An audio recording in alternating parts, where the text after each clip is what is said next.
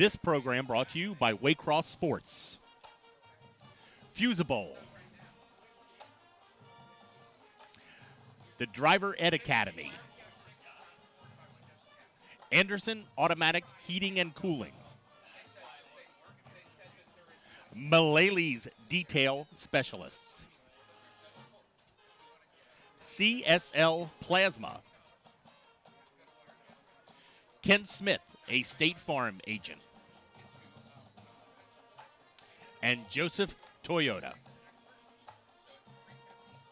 To purchase a new car is an easy one, but deciding on which car to buy and who to buy from can leave you feeling overwhelmed. Simplify your options by choosing Joseph Toyota of Cincinnati. Since 2014, Joseph Toyota has been named #1 in customer satisfaction in the tri-state area. When you make the decision to shop Joseph Toyota of Cincinnati, you won't leave disappointed. It's our goal to have each customer who enters our dealership leave with a smile. Experience it for yourself. Stop into Joseph Toyota of Cincinnati today.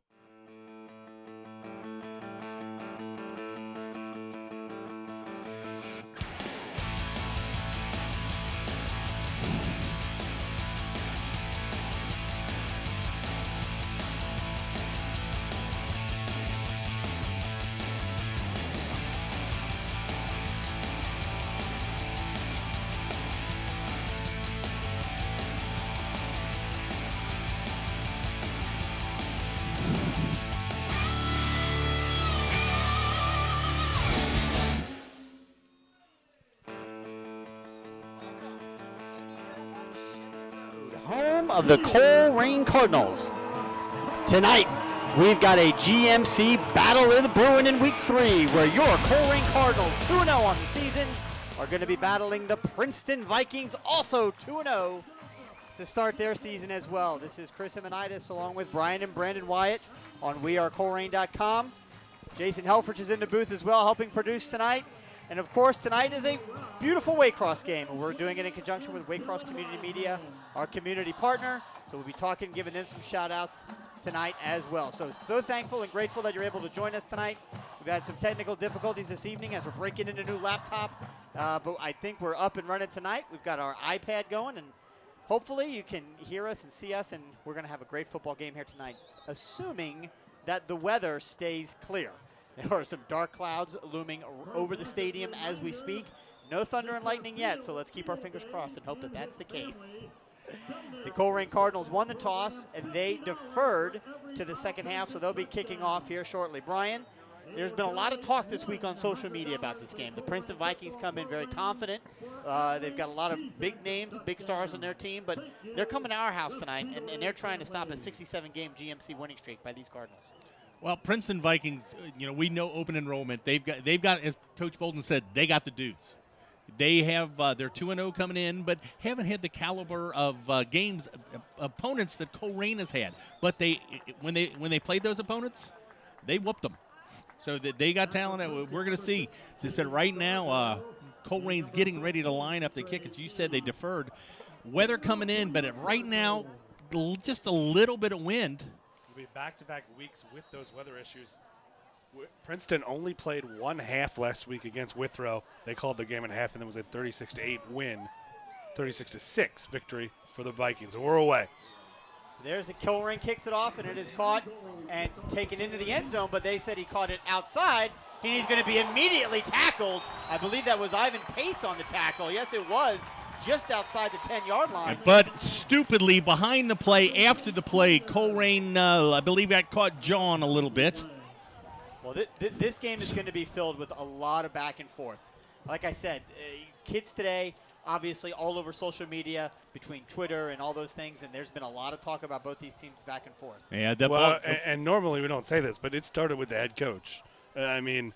Channel 12, or it might have been Mike Dyer, posted a video of Mike Daniels' his first day on the job, and his first question to his team was, who here hates Colerain? Well, we're going to see tonight that play should have been within the 15 with the personal foul. Is going to take it off Princeton Viking, starting off at their own 27. Yep, 15-yard penalty on top of where they started at the 12. So Colerain on defense first. There's a snap back and a handoff across the middle. Number 27's got it. He's going to pick up about 1 yard on the play. Thomas Boyd, the sophomore, had over 150 yards last week. He gets just 2 on his opening carry. Listed as 215. He looks a lot bigger than that from here. Only a sophomore. Picked up 2, 2nd and 9. Picked up 2 would be 2nd and 8. It's a public school. There we go. Oh, checking down. Looking to see. They've seen the defense now. Looking to see if maybe they can get a different call in there. 10 seconds on the play clock. Down to 3. That is a penalty. And they don't get it off. Did they get a timeout from the sideline? They did not. So, unlike we saw last week, we've got the play clock in either end zone. Play clock ran out. Princeton Vikings they do what Colerain does. They don't huddle. They look to the sidelines and make adjustments on the play, but they did not get that play off. So the penalty will bring it back, and it'll make it 2nd down and 14. All right. 2nd down and 13 for the Vikings. Snap is back in the shotgun. There's a quick pass over the middle, and it's Picked off! Jakari Patterson right into his hands. He was there, he saw it, and as the light rain has begun to fall, Colerain picks off the pass attempt and returns it 4 yards. It'll be 1st down and 10 for the Cardinals, and here comes the rain. Yeah, I think literally and figuratively, Colerain right in it right away, and as they do, it becomes a torrential downpour. Yeah, as we watch the replay right here, just a quick out. It's a throw to an area. Jakari Patterson is right there, bobbles a little bit, does a good job, reels it in, gets a block. Cannot get away from the tackle of Aaron Coates, but Colerain, as Chris described, a light rain has now turned into a monsoon. Boy, that happened quickly. That took almost no time at all. Well, that's the only thing. They can keep playing in this as long as there's no lightning, because Colerain fumbles the snap. Let's see who gets it. No, Vikings are getting up celebrating. It is pouring down out there. Yeah, you have to believe this kind of has the look and a feel as if it's just a shower. Nah, it's going to come and go, but let's hope that's the case. Well, both teams got to deal with a wet ball and a wet field and wet uniforms. As long as we don't have lightning, they're going to keep playing. So no gain, no loss. Well, actually, they gained about the length of a football. Colerain is on the Princeton 27 and need to get to the 17. Ball fumbled again. Ivan Pace picks it up, and he'll gain about 4 yards on the play. So back-to-back snaps and exchanges fumbled. So that'll take it down to the 24. 3rd down and 7. And, with these conditions, if Colerain doesn't pick it up on this down, they're not going for a field goal. So it's two downs to pick up 7. Princeton crowding the line of scrimmage. Under center is Deontay Smith-Moore. Takes the ball. Broken play. Yep, somebody ran the wrong way. Picked up 3 yards on the play, That was an offensive line push that just got him there. So it's going to be 4th down and about 4, would you say? Little bit of pushing after the play from the Princeton defensive line. Yeah, this is going to be chippy for a good part of the night, and the rain is not going to help. The other issue happened here. Deontay Smith-Moore's helmet came off, so your quarterback has to come out for a play. On a big 4th down and 5. Well, that changes everything. That couldn't have come at a worse time. What? Poor Deontay. Again, we've got some wholesale changes here coming in. 1 in, 9 in. There's J.J. Davis lined out outside wide. Ivan Pace will be in the backfield. Now it's Gavin Watson, senior wide receiver. Cardinals are going to have to take a timeout. Freddie Johnson, the sophomore, is going to get him to the line, but he's just got 3, 2, and yeah, they get a. Now with the timeout, Brandon, he can. The timeout, they can sub Deontay Smith-Moore back in. So kind of a blessing right there. Yeah, that's a. I mean, you hate to burn a timeout this early, but it's a pivotal play in the game. You have an opportunity to get a 1st down and maybe even score. And you want to get your number 1 QB back in there. So for those of you joining us live on wearecolerain.com, and thank you again so much for joining us tonight. Again, it is right now at least, it is a torrential downpour here at Colerain High School. It was fine. It's been downgraded to downpour from monsoon right now. That's true. It's just a lot of rain. It's a good steady rain now. It is. But yeah, when it first hit, the thing is, it came down right there. As soon as Jakari made that interception, the rain just came down. Literally and figuratively. Princeton got their series in a nice dry ball and a nice dry field. The minute Colerain takes the field on offense, boom, here comes the rain. Yeah, it's all going to become about ball security the rest of this game. Yeah, it's a nice With steady rain. Colerain got the turnover in the Princeton end, and if they can keep it down here, even if they don't get points out of here, it becomes a field position battle. I'm guessing by the way they're coming out that Deontay Smith-Moore does not get to come back in the game off of that timeout. Interesting. So Freddie Johnson on 4th and 5 will take it here, the sophomore under center. So I have to believe this is probably just going to be a QB keep. Oh, ball's on the ground and he falls down. I mean, that's 3 consecutive snaps that have fallen loose. And unfortunately now they're going to turn the ball over on downs back to Princeton. I mean, there's not much you can do about that, unfortunately. The rain is going to wreak havoc until they can get it figured out, but that's kind of a missed opportunity, unfortunately. Well, it could come down to ball selection on the sidelines. A lot of times these brand new footballs out there, they've got kind of a coating on them. Brandon, you played center for Colerain. Talk about is there a difference between the old balls and using a brand new ball? Yeah, at the beginning of the summer, but by now they've got By now they're all beat in, so late substitution. Princeton's going to take the ball at their own 22. So 1st down and 10 for Princeton at their own 22-yard line. No score. Fakes the handoff, does number 2, takes it. He lowers his shoulder. He's going to try and pick up some yards, and I think he might have gotten 1. Good pursuit by the Colerain defense. And Hairston just took the snap, followed behind this fullback, just a quarterback power, and the Cardinals are there to sniff it out. Yeah, Princeton has a lot of size up front. Colerain kind of mixed. Some of the guys are little, some are small, but they've shown in the last couple weeks it's tough to run up the middle with these linebackers. So 2nd and 8. There's the handoff. Number 27 takes it around the end. He's got some room, and he's down the sideline. He's going to get pushed out of bounds, but not before he picks up a 1st down for the Princeton Vikings. The first down of the day. That is Thomas Boyd with the carry. He found some space. Again, just a little off-tackle run. Gets the space, beats the man to the edge, and just steps out of bounds. Yeah, showed a lot of acceleration right there. Colerain has kind of stymied him in the backfield, not let him get going. But, once he gets his first couple steps, he shows an extra gear right there. They got the ball to their own 35. 1st down and 10 for Princeton at their own 35-yard line. Referee's timeout. They want to reset the play clock. Now we got a helmet issue. Which is resetting the play clock. Yep. So the sideline referee is raising the roof. Now he's resetting the clock with those hand signals. So here we go. 1st down from the 35 Princeton Vikings. Snap is back. Handoff once again to Boyd. He's going to take it. He's going to get hit in the backfield. He's going to fall forward for a yard. Good tackle in the backfield, though. Mason Hill with the penetration makes the contact, but Boyd does fall forward for 2 yards.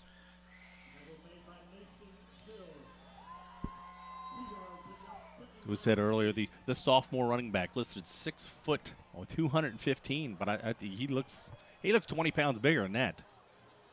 That is a big sophomore. See if we got.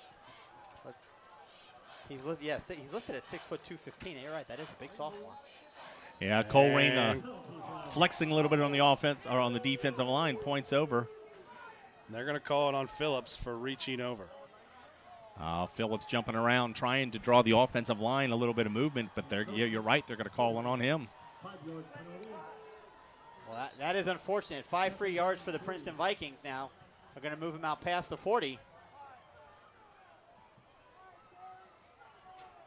Snap is back, rolls to his left, does Hairston. He's got it. He's looking for some room, and he gets hit in the backfield, but he's not going to get any. Maybe it looks like he picked up about 2-3 yards on the play.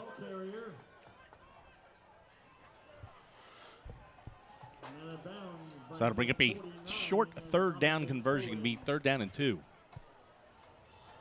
Nope, it's going to be even more. He lost more yards. Okay. And that'll be 3rd down and 4. So 3rd down and 4 for the Princeton Vikings now. Ball spotted on their own 42-yard line. Rain has slacked off just slightly. It is now. It's just a steady rain. We've gone past monsoon and downpour. Now it's just a steady rain. Again, shotgun formation. 2 running backs lined up. Colerain really showing blitz. The guard left a little bit early, 77 from Michael Barnes. Looks like he started in motion. That ball was going left, and he pulled, but he took a step too early. Might have been a good thing that he jumped for Princeton to get another play here, because they guessed the play. They snapped the ball, and Colerain was already there. Luckily for Princeton there. I mean, you don't want the 5-yard penalty, but in that case, it's better than a 3-yard loss and a loss of down.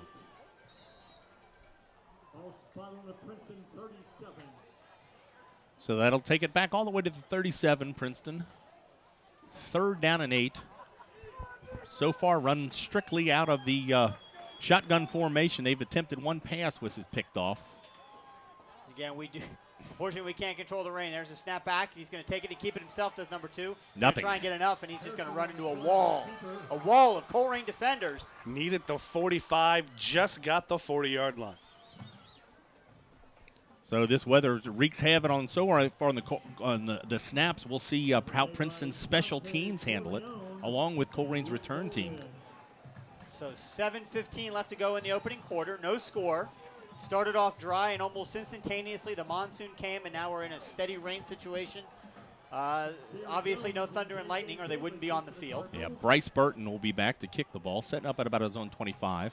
And for those of you listening or trying to listen on wearecolerain.com, we do apologize. We had some technical issues tonight with our laptop. Snap is back. It's a decent kick. So we're just dealing with external mics tonight. Oh, missed tackle. Number 1, Sincere Jones has got it. He gets it almost out to the 35-yard line. So not a bad return for getting hit right at the point of contact. Yeah, the Princeton defender didn't catch a number on that. Kind of hard to see through our windows, but timed it well. But Sincere's got a little bit of upper body strength and breaks through that tackle. So Colerain so far having trouble with their snaps. They're going to take the second possession of this quarter at their own 33. Really nothing. There was 3 bad snaps on that opening drive, so nothing to really say how well the Cardinals did on their opening drive because they really couldn't get it going. Yeah, you don't really – the bad snaps are just, missed snaps. All right, 1st down and 10 for the Cards on their own 33-yard line now. Field's been flipped. Now on their side, there goes J.J. Davis in motion. There's a clean handoff to Deontay Smith-Moore. He takes it, hands it off to Ivan Pace Jr., and he holds on to it. He's going to pick up about 4 yards on that carry. Just a straight dive. He picks up, if you can get 4 yards and stay patient, a lot of contact. It's going to take more than just an arm tackle to take down Ivan Pace, but he picks up 4 on that, all the way out to their own 38. And showed no real fear there. Darian Henry, basically, he'll be the number 1 recruit in the country, if not top 10 recruit in the country next year as a junior. For Princeton playing that D-line, we'll see. Interesting here how the Cardinals attack him. Yeah, junior's listed at 6'6", 260. There's Deontay Smith-Moore, takes it, pitches it to J.J. Davis. It's on the ground. The ball's loose. Picked up by Princeton. Deontay Smith-Moore is in on the tackle. And unfortunately, when you're dealing with a wet ball, this is the kind of stuff that you're going to have to fight and contend with. Unfortunately for the Cardinals, it's a turnover. Princeton picks up, and they're going to have it deep in Colerain territory. 1st down. As I said, it's all about ball security. This time they got the snap and the handoff, and the pitch wasn't bad. A lot of traffic right there, but J.J. Davis just bounces right off his hand. Princeton picks it up. They've got the ball at the Colerain 35. So both teams exchanged turnovers. Colerain got one deep into Princeton territory, couldn't do anything with it, so now it'll be the Vikings' turn deep in Cardinal territory to start off of a turnover. Defense going to be asked. Oh, we got whistles here from the referees. No, Looks it's like another equipment issue. This time it's Eric Phillips getting his helmet checked out. He's good to go. So again, out of the shotgun formation, 2 running backs in the pistol, 2 wide receivers. There's the handoff. 27 has got it. The sophomore looking for some room, and good pursuit by the Colerain defense. He's only going to pick up 1, maybe 2 on the play. He broke through the arm tackle of Pace in the backfield, but Shakari Patterson closes on the play.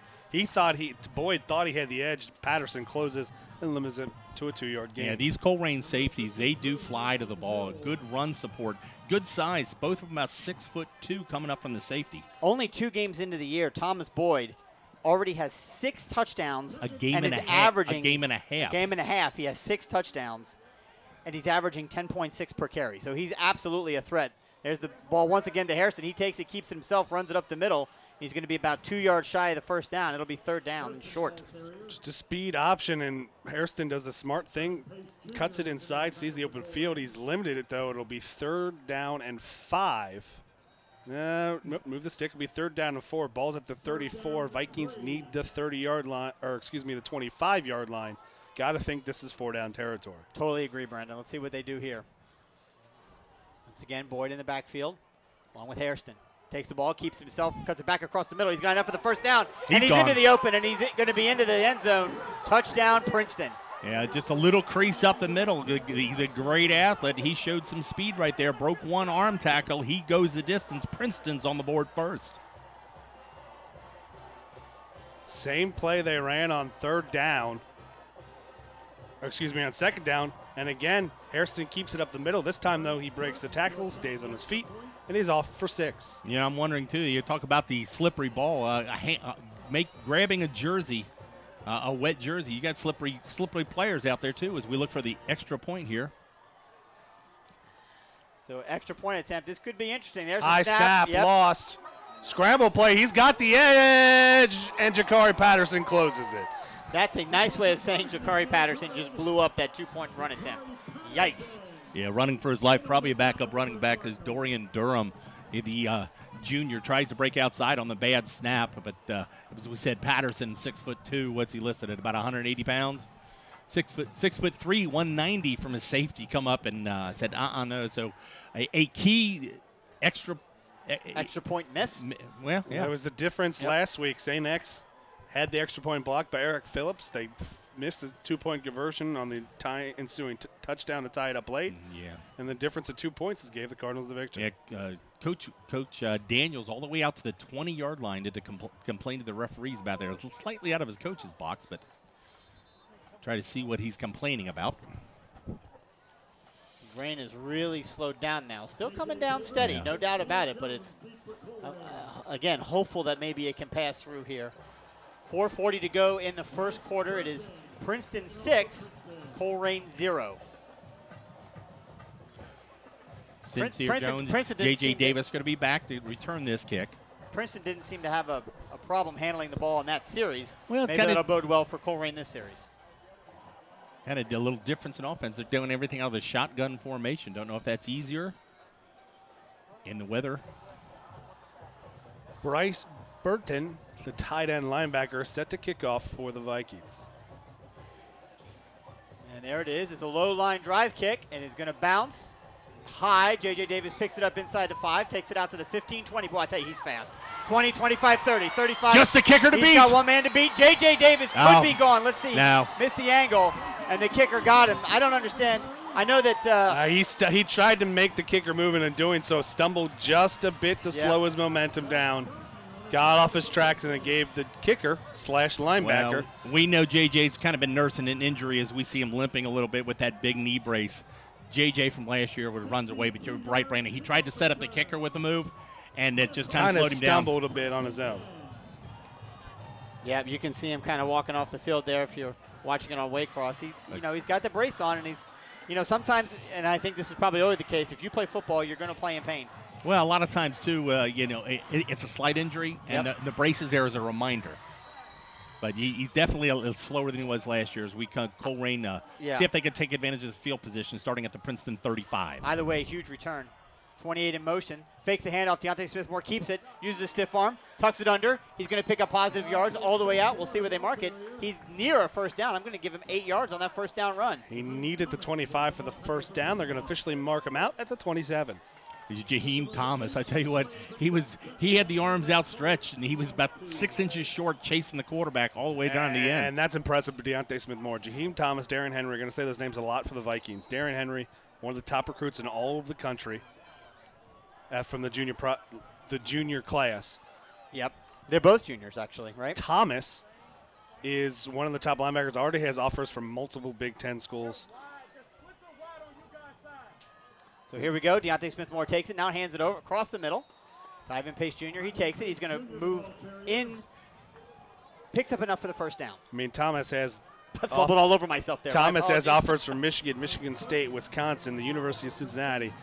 Darren Henry's going to have the choice of whatever school he wants to go to next year. So they have 2 stud juniors on there, but it's up to the rest of that defense by the Vikings to slow the Cardinals down. Yeah, and again, Colerain missing their top offensive lineman, Rusty Pfaff, out for the season with an injury.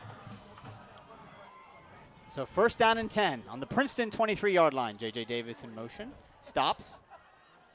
Deontay Smith-Moore calling under center, takes the ball, hands it off. Nope, faked me out, kept it himself. Looking for some running room. Gets hit, stays on his feet, stays on his feet. There's a gang tackle that takes place there. I think he picked up 4 yards on the play. Maybe 5. We'll see where they mark it.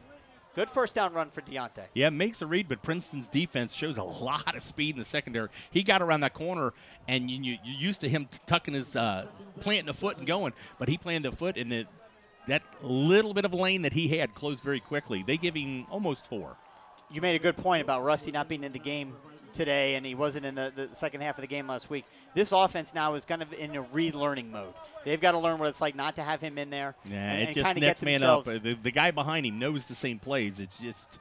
Yep, there's the Ivan handoff right Pace. over the middle, and Ivan Pace came out like he was shot out of a cannon. It's going to pick up enough for the first down inside the 15-yard line. And we saw that on the last play where Deontay Smith-Moore was basically swarmed by a group of Princeton defenders. What you're going to see here is basically, as we're going to get a stop and play for a measurement. From what it looks like here, it looks like that Princeton is really overcommitting to one way or the other. It's really going to open up later on if Colerain wants to get some misdirection in, or in this case, it opens up the middle of the field, and you can get a team overreacting, and especially a game like this where Princeton is very hyped up right now, has the momentum on their side. Again, this is kind of their Super Bowl. They're all hopped up to go. If you can get them to overplay that and take advantage as the ball is marked officially for a first down, you see the Cardinals try to maneuver against Princeton's aggressive tactics and maybe counter with their own. Well, Princeton probably playing with a little confidence coming out week, but they're also playing with confidence because they've run that scout team this week with 2 ex-Colerain quarterbacks, not just players. 2 of the top quarterbacks ever to run this offense, Dominic Goodman and L.A. Ramsby, are coaches on this staff. So. And Tyler Williams at St. X. It speaks a lot to the Colerain coaching tree and our players and their ability to go other places and coach, but it makes me nauseous. So it is first down from the Princeton 18. First down. Handoff across the middle. We've got a flag on the play. It looks like it was probably a pre-snap penalty, false start against the Cardinals. So It's a formation. It's a legal formation. There was some confusion about who was on the line of scrimmage and who was not.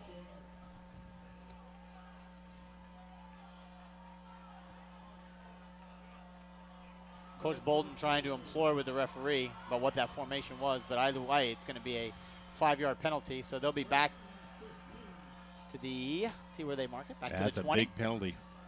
It'll be 1st and 15 from the 18-yard line. Yep.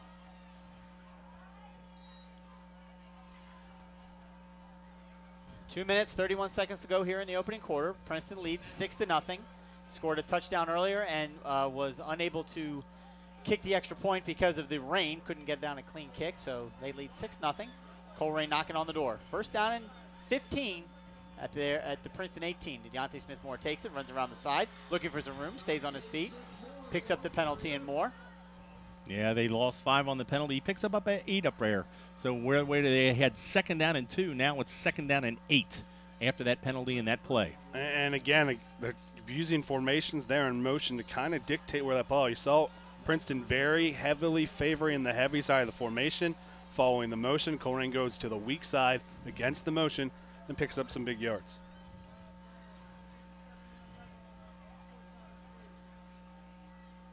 Smith. Deontay Smith-Moore hands it off and is met immediately by the center of that Princeton defense. Yeah, it looked like they went into the mesh. He tried to pull that ball out, but the defense had already collapsed around Pace, so he did the right thing. He does pick up about maybe a yard. I think they're giving him a full yard on that. Oh. So credit Ivan for getting any yardage with 6 guys on him. So now the veritable 3rd down again. And this year, and I don't have the number right in front of me, but I will tell you that Colerain has been abysmal on 3rd down. There's really no other way to put it. They've just been bad. Yeah. Now, again, it was against 2 very good defenses, but still. Yeah, infield goal range, but with the weather conditions, don't know if they'd go settle for a field goal here.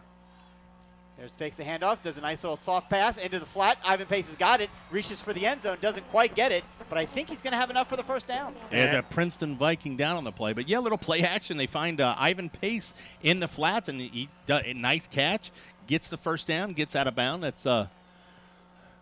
That's Elijah Eberhardt down on the field. That's a key player for the Princeton Vikings. And a good wrinkle there from the Colerain offensively. They faked that little underneath jet sweep that they tried ineffectively last week against St. X. Really only worked on the last play of the game when the Cardinals were trying to run the clock out. Did a little play action off of it and get Pace, the fullback, in the flat for the first down. for those of you listening and watching live on WeAreColerain.com, trying to get you a view where you're not looking through a bunch of rain. As Brian is a little concerned about the Waycross wires, and rightfully so. We haven't had the best of luck technology the past couple of weeks. Rain just messes everything up. It just does. So it'll be first down and goal from the 1 yard line. The Cardinals have brought in their heavy package. Eric Phillips, Luke Bolden, and Mike Bess all come in for the Cardinals. Yeah, we haven't had a chance to see too much of this near the goal line. We saw this on a couple midfield third down conversion, but Colerain going heavy right side. And a great call. Touchdown, Deontay Smith-Moore. Yeah, they went heavy. Everyone overloads that by formation, and Deontay Smith-Moore takes the snap and just falls forward.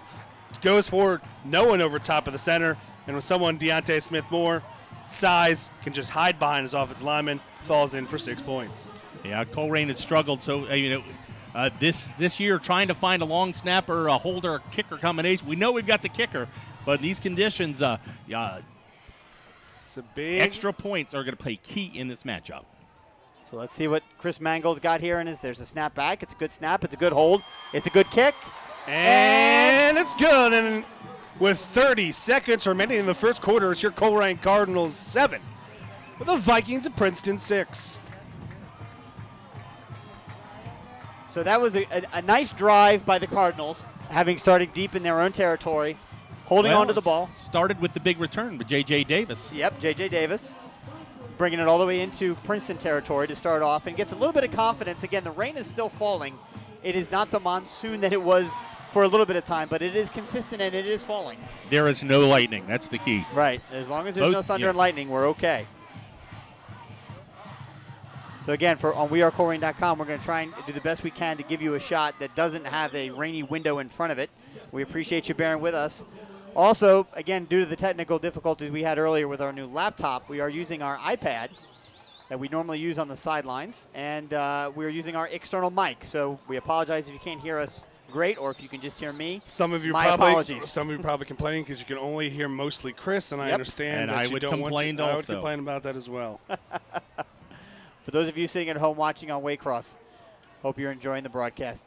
These guys do a fantastic job at WAYCROSS. They're out here and pouring down rain. Chris, you jinxed us. The rain just picked up again. Well, I didn't say anything to prevent. Mangold's going to kick it off at the 40. Let Princeton deal with a little bit more rain. That'd be nice. Ball's going to be returnable. Yep. Taking it to 2. Right up the middle and hit, and right immediately by the Colerain special teams, right at the 15-yard line, falls forward only to the 16. That's 2 good special teams coverages that we've seen by these Cardinals. Well, it's all set up by the height of the kick of Mangold. Even if he's not putting in the end zone, gives your team good time. If you get that kind of hang time to get on it, and not a lot of blocking up front, but a lot of speed from this coverage. So Princeton Vikings going to take over for their possession at their own 17.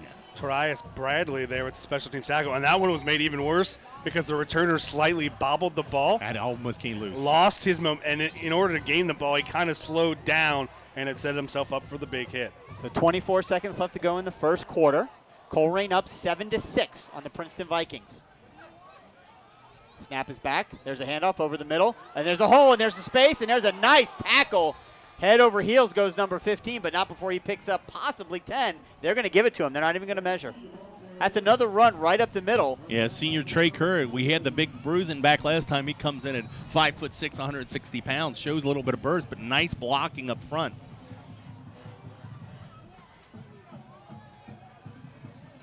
Snap back, handoff once again over the middle. Once again, a hole, but he gets closed very quickly. I'm not sure who was that 25 on the ground. That's Mike Bess was there, the initial tackle. Luke Bolden helps to clean it up, and that's it for the first quarter of play. After 1 quarter of play here at Colerain High School, it's the Colerain Cardinals 7, the Princeton Vikings 6. Kind of recap Princeton a little bit here while we have just a few seconds in between as we switch ends of the field. Princeton has started off the year 2-0. They beat Milford in week 1, 34-16. They beat Withrow in a Thunder and Lightning shortened game last week, 36-6. So again, they are 2-0 to start the season. And very early, again, only really a game and a half, but they're first in the GMC, averaging 388.5 yards per game. They're first in the GMC in rushing at 266 yards per game, and they're fourth in passing at 122.5 a game, and second in points per game at 35. So I know it's only a game and a half worth of statistics and numbers, but this offense for Princeton has been on fire to start the year. And that doesn't even talk about their defense, which is first in the GMC in yards allowed, only allowing, and again, this is only 2 games in, 28.5 rushing yards per game. That's pretty ridiculous. Yeah, second-year coach Mike Daniels has got the dudes. He's got to put them together. He's looking to establish himself not only as a local program but a national program, a big test facing Colerain tonight. 2nd down and 7. There's a snap back. There's a pitch. Number 15, he's got it. The senior looking for some room. Tries to make one man miss. Doesn't. He's going to pick up about 3 yards on the play. It'll be 2nd down. Third down. Third down, excuse me. Didn't pick up anything. He picked up 2 yards. You guys are professionals. 3rd down. You guys got to learn. How long have we been doing this? You got to learn to let the marker move and then make the call. That way, and don't commit to a number until you're really sure. That's why you make the big money, Brandon. Thank you. I'm never really sure. So a 3rd down conversion kind of deep in their own end. They've got to get all the way out to their own 37, 38-yard line. Yes, 3rd down and 6 on the 31-yard line. Snap is back. Jose's got to make an option. He does. He options it wide. Uh-oh. The young man stopped and planted his foot, and that was the wrong decision. He's going to lose yards on the play, and it's going to be 4th down. And here's the thing. Princeton had the 2 men in the option. The read was there, and there was nowhere to go. They thought it was 2-on-2. It turned out it was 3-on-2 because Ivan Pace just chucked the blocker on him and still made the tackle. He wasn't one of the 2 guys there to make the play. He just blew up the guy blocking him and made it a 3-on-2 and made the play. Yeah, just blew up the blocker, stretched out the defense, allowed the secondary to come up, and actually lost 2 yards. So here comes the punting team from Princeton again. Sincere Jones and J.J. Davis standing around their own 35-yard line, getting ready to receive the punt. Yeah, no real rush last time for Princeton, and a lot of time allowed for the defense to get down and cover the kick. Yeah, Bryce Burton got a decent kick last time. Snap is He's back. down. Yeah, so we got a down. bad snap, and Bryce Burton had to go to his knee to catch it. So that he will down the ball, a big change of possession right here. That's a huge break for the Cardinals. He goes down to catch that, and his knee touches at the Princeton Vikings 17-yard line. So a net of -7 yards on the play. Does he get this? Now, does that go, you think? Goes as a rush. It goes as a rush, not a punt? He never made contact with his foot. Why would it be a punt? Who knows? All right, so the Cardinals get a huge break here. They're going to get an opportunity to take over 1st down and 10, all the way at the Princeton 17-yard line. Look at this formation. It's tackle over for the Cardinals, and your tight end playing tackle on the other side with a huge split. Let's go to the right side. Go to the right side. Right There's there. Deontay Smith-Moore, and he goes to the right side. Take 4 yards at a time, right through that right hole. It'll be 2nd down. See where they officially mark it. Inside the 15. Yeah, as Brandon explained, the extra lineman on the one side. Princeton didn't make an adjustment, left one less guy to tackle. They did a good job pursuing it, limited him to only 4 yards carrying, but Colerain showing a little bit something different up front. Well, again, Princeton is very overplaying the formation, so Colerain trying to use the formations to dictate the defense what they want them to do. Ivan Pace lined up in the backfield. There's a fakes the handoff. Deontay Smith-Moore keeps it, and he gets tackled. Wow, good there pursuit is by some number speed. 25. That young man is fast, and he tackled Deontay Smith-Moore. Yeah, middle linebacker Christian Kilgis, they run the option there, and they lose a couple yards, but there was a crease. There was a hole, and, man, he came flying up from his little middle linebacker position and That's closed not quickly. a middle linebacker. That was the safety.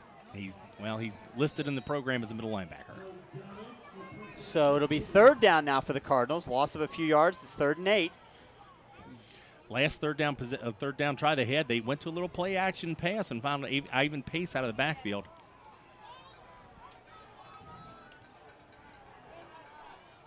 Okay, here we go. 3rd down and 8.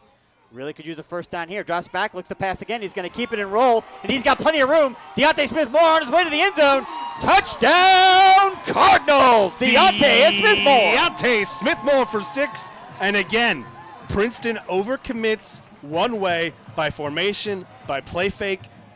The play is not designed to be a bootleg to the left, but Princeton is so committed to that initial play fake that entire side of the field is vacated, and Deontay Smith-Moore has a wide open field to the left. Yeah, they overload this right side and then run all the motion over there, and there is nobody that stays home on that left side. And he walks in untouched, extra point pending. Snap is back, hold is down, kick is up, and kick is good. And at the 8:52 mark of the second quarter, it's your Colerain Cardinals 14, the Vikings of Princeton 6. Yeah, Colerain takes advantage of a special team snafu, a snap that allows the punter or causes the punter to touch his knee. Colerain takes advantage of a short field to go up 2 scores with 2 extra points. That's huge right now. Would you say that it was a snafu? It's a snap-foo. It was a snafu. It's a snap-foo. Brandon is loving that right now. Please stop. Well, you know, Brandon always said, Dad, you crack jokes and either you knock it out of the park or you whiff completely. So, and that one, you not only whiffed completely, the entire crowd was fanned and cooled. You know, see how I swung and missed there? Oh, you were talking. Yeah. Okay. So Colerain. Colerain should onside kick it right now. No one's on the field for Princeton. Oh, now they take the field. Well, he's got to wait for the referee. Referee has the ball. You know, he could have had him. So this time they switched the sides of the field. Mangold will be kicking into a slight wind. Yeah, I don't know if there's really. It's very little. Very little. I don't know. It's kind of going right. If you look at the little flag in the end zone, it's kind of pushing slightly to a right up. It's not very big wind. There we go.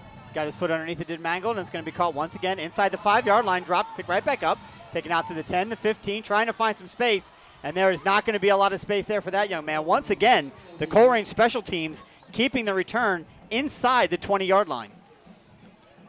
And we've seen it these past couple of weeks. Cardinals, you know, they haven't had the really long sustained drives, the super big play hits. But what they have done is controlled the field.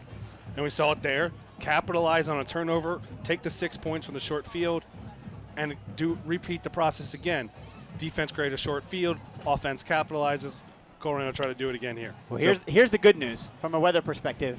It has effectively stopped raining. It's still raining. It's a very light drizzle, so maybe that makes a difference. We'll see. There's a snap back to Harrison, takes the ball, fakes the handoff, keeps himself, tries to run wide. Right, there's a flag on the play. And Sincere Jones not only made the tackle, he was also held on the play. So that's a pretty impressive job by Sincere Jones. Loses his helmet, he's going to have to come off the field.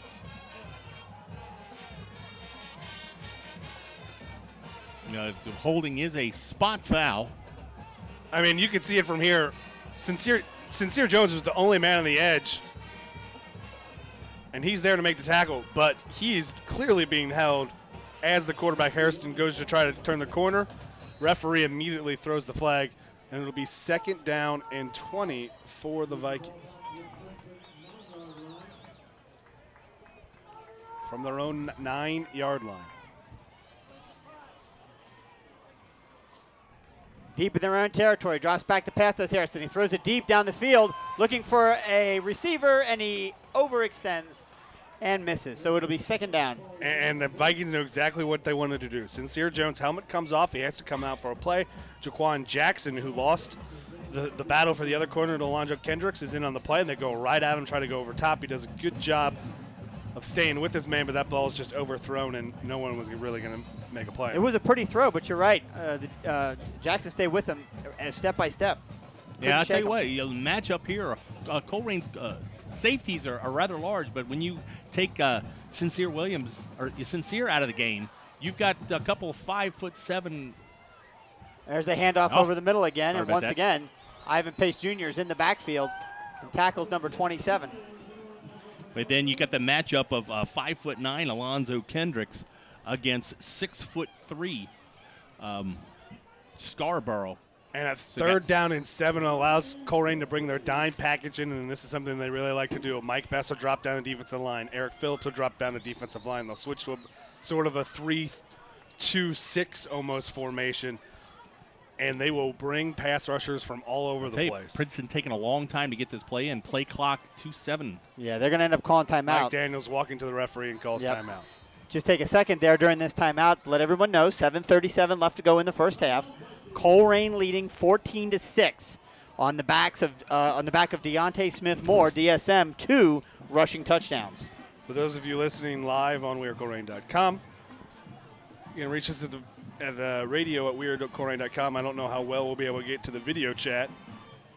But Dawn Ostertag listening in from Clearwater, Florida, along with Lenny Lopez checking in from sunny California. Have we heard from the Shears?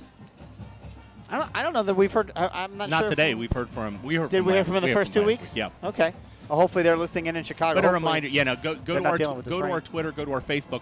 We will have this is also being recorded there for WAYCROSS Community Media, and there will be a replay schedule posted on Twitter and Facebook of this game. Special thanks to Jason Helfrich, who's here in the booth with his iPad, doing the very best job he can do to. If we could just find a way, maybe if the rain stops, we'll wipe down those windows at halftime. So Princeton's gone to 4 wide receivers this time. How about that? They're all wide. Drops back, looks to pass, does Hairston. He's going to tuck it, looking, not finding anything. He's wrapped up, and he goes down. Luke Bolden brings him down. He's probably going to end up with a gain of about 1, maybe 2 yards on the scramble. The Cardinals do what they want. They have coverage downfield. They bring a rush, but they contain Hairston in the middle. Eric Phillips pushes him up. Luke Bolden's there to stop him in the middle, and they force a punt. And that I think is the definition of a coverage sack. Exactly. Yeah. Well, I think it's a coverage sack. Yep. But I don't know. It doesn't matter if the coverage is bad. Eric Phillips was forcing him out of the pocket right away. So Princeton's going to be forced to punt from the shadows of their own goalpost. Standing on basically the goal line is the punter, who before downed it due to the low punt. Hopefully he keeps his knees up for the sake of Princeton. And it's on the ground. He does not. There's a flag on the play, so we'll see what happens. It's caught by J.J. Davis at the 50-yard line. Makes one. Oh, my goodness, J.J. Got caught from behind and tackled, but not before he gets into Princeton territory. And a good play there by Pete Baker not to horse collar him. He kind of got him by the jersey, but he didn't. It's a false start by Princeton. They will be kicking it again. And they'll just send him right back out there. It was a good job by Pete Baker. He grabbed him by the back of the jersey, but didn't yank him down by it, which would be a horse collar play. Even if you use and the again, jersey? Mike Daniels is past the 30-yard line, chasing the referee down. I thought a horse collar had to be with your hand on. If you grab the neck of the jersey, that's still considered. It doesn't have to be the inside of the shoulder pad. It just has to be that jersey area near the neck. Gotcha. So that will be a half the distance to the goal, take it to the 7-yard line. So they'll be kicking out of their own end zone. And with the struggles of the punt long snapper here. Why aren't we rushing right up the middle now? That's a great question. They're short field setting up for a return. Yep. Jakari Patterson roaming. Uh-oh. A little bit of movement. This time offsides on Colerain, jumping around, trying to draw a little bit. Crossed over. Well, here's the thing. The Princeton punter caught that snap. They haven't had a good snap yet. You keep making them punt snap it. Eventually, they're going to mess one up again. That's why if I put 2 guys in either side of the center and you're rushing right past him, make him think about you and not his snap also. And that's the second time. But Colerain is putting 2 and 3 guys on the Gunners. Well, they want to give J.J. and Sincere a chance to get a big return here. So here we go. Snap is back. It's a good snap. It's a kick, and it's straight up in the air. It's very, very short. J.J. Davis has got it, catches it, and try and makes one-man miss. Not a whole lot there. Didn't get a whole lot of blocking. Picked up a couple of yards and basically almost right back where they were before. After all that, the Cardinals got about 3 net yards out of it. Yep. Yeah, we take it here, see a replay of it. It's a nice kick.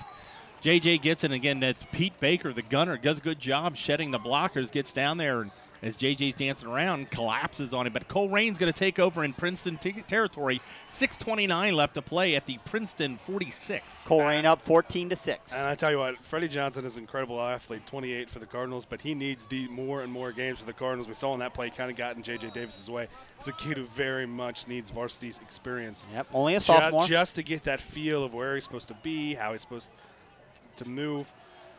But you're right, his talent is really, I don't want to say limitless, but he's very talented, but he is only a sophomore. It's only his third game here this season. There's the fake handoff. Deontay Smith-Moore keeps it, and he's going to pick up a few yards on the play, but good pursuit by the Princeton defense. Yeah, he picks up 3 as he follows the fullback. Pulls the ball out of his belly and follows him right up the middle. Picks up 3. Good job by the defensive front. I tell you, getting a better look at him. The size of this defensive front from Princeton. That's in some impressive athletes up front. Especially going against a Colerain offensive line minus Rusty Feth. 2nd down and 8. Under 6 minutes to play here in the first half. Deontay Smith takes it, looks for a room. He's going to keep it himself. He's going to find a space, jumps, makes a man miss, and he is gone. Deontay Smith Moore, touchdown Cardinals. I tell you what, that wakes up the Colerain wet faithful here in the stands. Deontay Smith Moore running 46 yards on the first play from scrimmage. I tell you what, we haven't seen the big play from Colerain, but you've seen it now as he takes it around the right side. There's no pitch, man. I'll tell you what, and they've been doing this tackle over. Good block by ace Aaron Swinder downfield to seal the touchdown run. What a great back. They've been doing this tight end over where they put an extra tackle on one side, bring that tight end on the other side as Deontay Smith Moore goes to set up for the extra point hold. Mangold with the kick.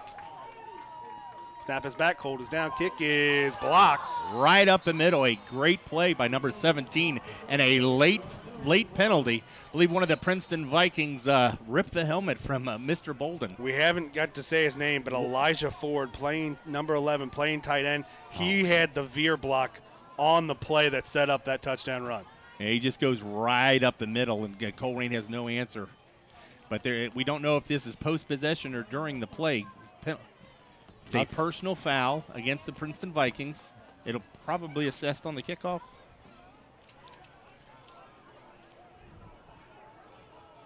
So the kick looked like it was on its way to be good, but unfortunately the pressure by the special teams of Princeton came right up the middle and was able to block that extra point attempt. So with 5:45 to go in the first half, Colerain has built a 20-6 lead.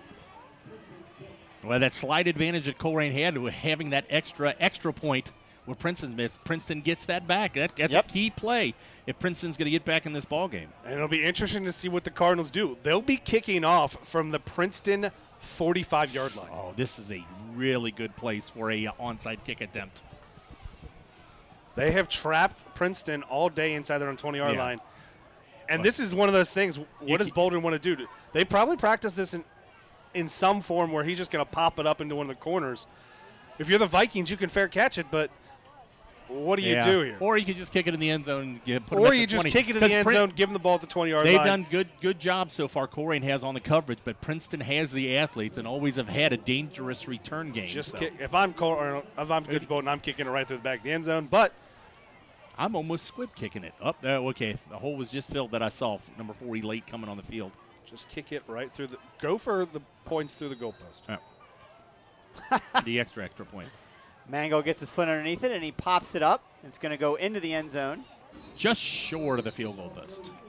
That's the right play. That's the right play. Yeah. Go ahead and pin him right on the 20. And in this situation, if it's a tie game, maybe you're down a score, maybe you want to change the momentum, you might pop that up and try to catch it and get the onside.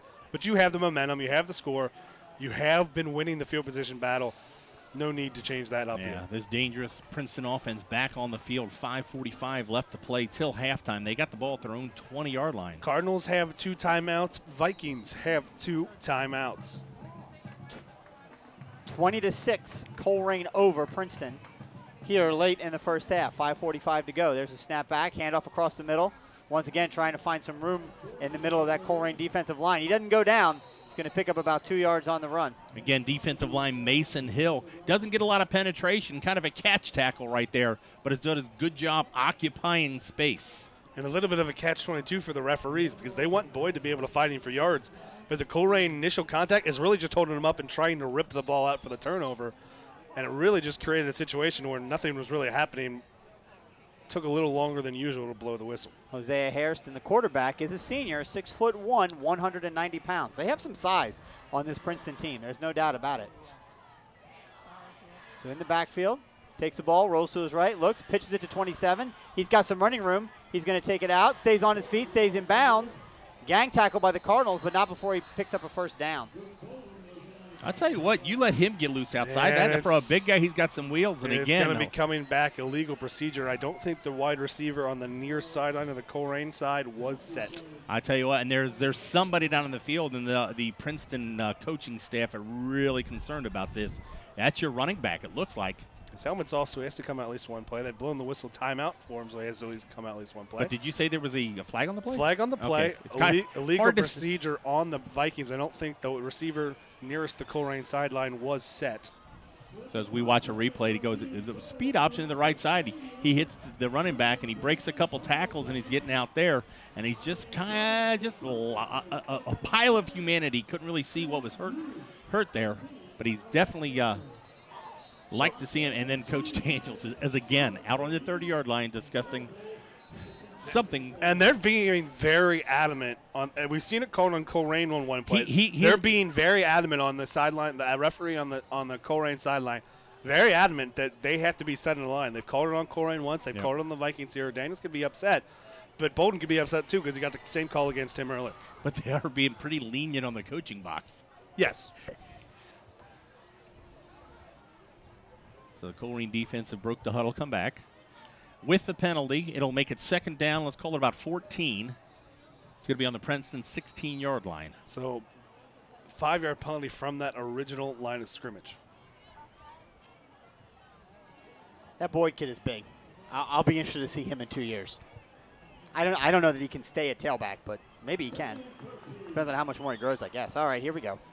Second down and 13 on the scoreboard. Ball at their own 17-yard line. Harrison takes it. Hands it off on a sweep. Jakari Patterson held on the edge. I don't know how that's not called.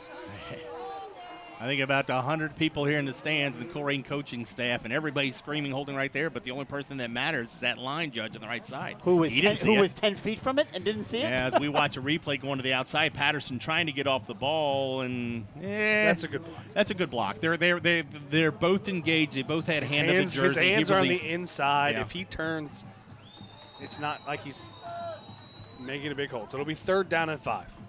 Colerain goes a little bit bigger. So good run on second down up for Princeton. Front. Third down and 5. Ball at their own 25-yard line. Needing to get to the 30 for a first down. Snap is back. Harrison takes it. He throws it. It is over the intended receiver, number 7, and it'll be fourth down and 5. And that's the pressure up front by the Colerain Cardinals. Didn't really play it. That's just Hairston. And he just missed his receiver. There's no pressure at all. Timing around. He throws it out there. He's got to match up 6'1" wide receiver up against the 5'9", but he throws it away. This is interesting. It's fourth down and 5. The Vikings still have their offense on the field. They're not. No, it's not. They're going to punt.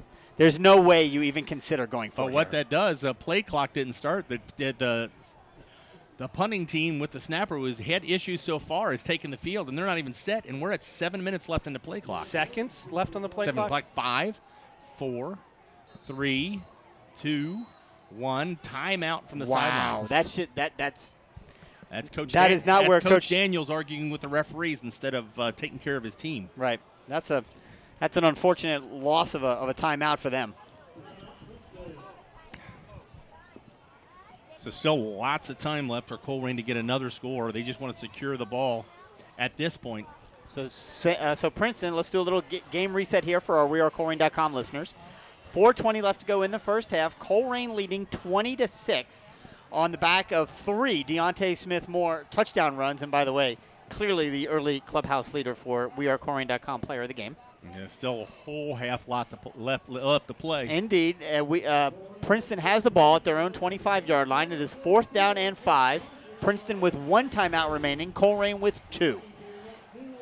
And with the field position, the way the punts have gone, I don't think time will really be a factor against the Colerain Cardinals. Time being a factor, brought to you by Timex. Takes a lickin', keeps on ticking. That they didn't pay for a sponsorship. Yeah, why are you giving advertisements? Even if it's a movie reference, don't give them away, Chris. Come on. So this time only one return man.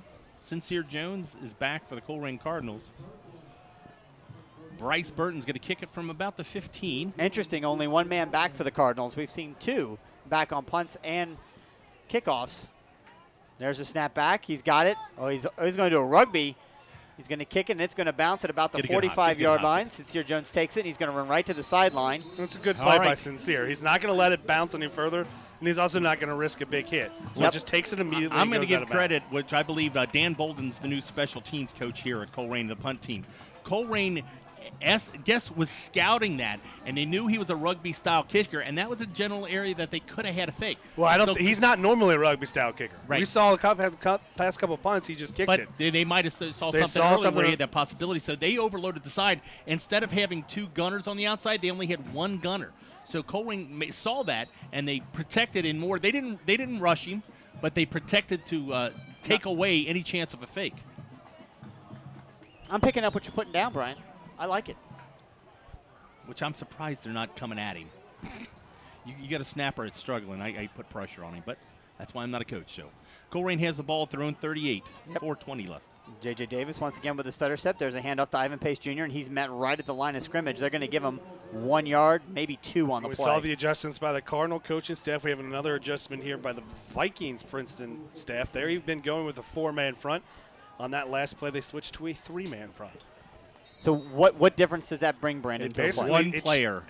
One less player on the line. He'll put an extra linebacker in, but it changes all your reads. It's changing the blocking schemes about who goes to the double team, who's the veer man, who's the straight man, and it changes who Deontay Smith-Moore is looking at on the option. So back to 4 on the line now. There's a shot right up the middle. There's a handoff. I didn't see. Oh, J.J. Davis took it, and he's going to get it out to the 45-yard line. I tell you what, Princeton they are really committing to the line of scrimmage. It's almost like a 3-3-5, and 3-5-3. Yeah, and they're really. But if Colerain had a tight end, Who is that gigantic? Oh, that's Darian Henry. Ooh. 19? Yeah. Wow. That is a big boy. And 6'6", what's really 270. interesting from the Viking coaching staff, again, especially against this corner option, they put both of their superstar recruits Yep, on the same on side. the same side of the field. I just noticed that. So you've got Thomas and you've got Darian Henry running on the wide right side of the line. side of the field. Yep. There's the snap. Deontay Smith-Moore takes it, runs opposite way, keeps it, cuts it back across the middle. He's going to be about a 2 yards short of the first down. Yeah, he needed the 49, got the 47 as we go down to 2:40 left to play. Yep, Colerain up 20-6. Could be interesting. Colerain might not kick this away. Coach Bolden has showed it a couple times that he'll take going a chance for it. on fourth down. He called a play. It's coming in from the sidelines. I like it. You've got a 14-point lead. You've got 2 timeouts left. Or do you run that little stutter step, try to draw him off? I fake don't remember motion. the last time I've seen that. We ran it Last week earlier against today. St. X. There you go. And it works. I'm a genius. Well, we saw it last week against St. X. Well, we That saw may be a it. stretch. We saw it like the second possession today, but Princeton, even though they saw it earlier, Fallsworth this time will give Colerain a first down into Princeton territory. Ball at the 48-yard line. It is now misting, no longer raining outside. 2:05 of play. Now the clock is a little bit against the Cardinals. They're going to have to pick up the pace a little bit here, but they have the first down. Clock will stop at the first down gained. They have 2 timeouts. Princeton. Oh, how about the little post pattern on this outside receiver? Just a Deontay quick slant. Smith-Moore, center, drops back, looks at pass, throws it, and it is off the hands of Sincere Jones. It was there. Good call, Brian. You were all over it. Unfortunately, it was just past Sincere Jones's reach. I mean, the he was wing- right except for what he called it. It's not a post pattern. Well, But yeah. no. I was calling it for the outside receiver to run a quick Oh, slant. yeah. That's the little seam route there by the wing back, who can be considered as almost a tight end at that point. But if he just a bit high. Yep. Sincere Jones, probably one of the best athletes out on that football field, but he's not that good of an athlete. Great replay. It does stop the clock 1:46. Second down and 10. Ball still on the 48-yard line. There goes Sincere Jones in motion. Deontay Smith-Moore takes it, keeps it, cuts it back across the middle, and he is tackled from behind by number 24, Thomas, but not before he picks up 3 yards on the run. And another little wrinkle, and again, even if it doesn't do anything on this play, it puts something else that the Princeton staff has to adjust to and future opponents have to adjust to on the film. They ran that little fake again, but this time instead of just a quarterback keep, it's a speed option with the fullback. Minimal gain, but Cardinals, again, trying to find these kinks as the aggressive Viking defense trying to guess against the Cardinal offense. Now in the shotgun, Deontay Smith-Moore. Sincere Jones in motion, across, takes the ball, snaps, rolls, looks, keeps himself. Deontay maybe should have pitched it there. He got it up to about the 45-yard line. Great. It's going to be nowhere near enough for a first down. Kind of a conservative read there, but as I said, live to make another play. You make that pitch, and there's chance, but you take that risk when you pitch the ball. All I know is if the coaching staff 24. saw that, they have that by formation next play, because there was 3 Cardinals to the left and only 2 defenders. The clock is moving here. We're down under 40 seconds to go in the half. Colerain's got 2 timeouts. But it's fourth down. But it's fourth down. You don't want to give them a bunch of time. So they're going to let the clock run as far as they can. Probably use up their last timeout. And then punt it away. And that'll take it, under 20 seconds. It's called clock management. I tell you what, it wouldn't be a bad spot for a fake punt either. Could. Would not. I don't think Tom couldn't have been any closer to the referee to call that timeout. You know, have to make sure. Yep. So, with 19 seconds to go in the first half, Colerain leading 20-6. Again, as a reminder, not that we need to remind our loyal WeAreColerain.com followers, at halftime we will break away and keep our camera focused. We'll try and focus it on the scoreboard if we can, and we'll come back with about 5 minutes left with scores from around the area, which we really haven't had a chance to get, but we'll try and collect some scores from around the area and the GMC and other places, as well as halftime stats. So it started off kind of ugly, but things have calmed down a little bit here, and we've actually have had a pretty decent football game breakout.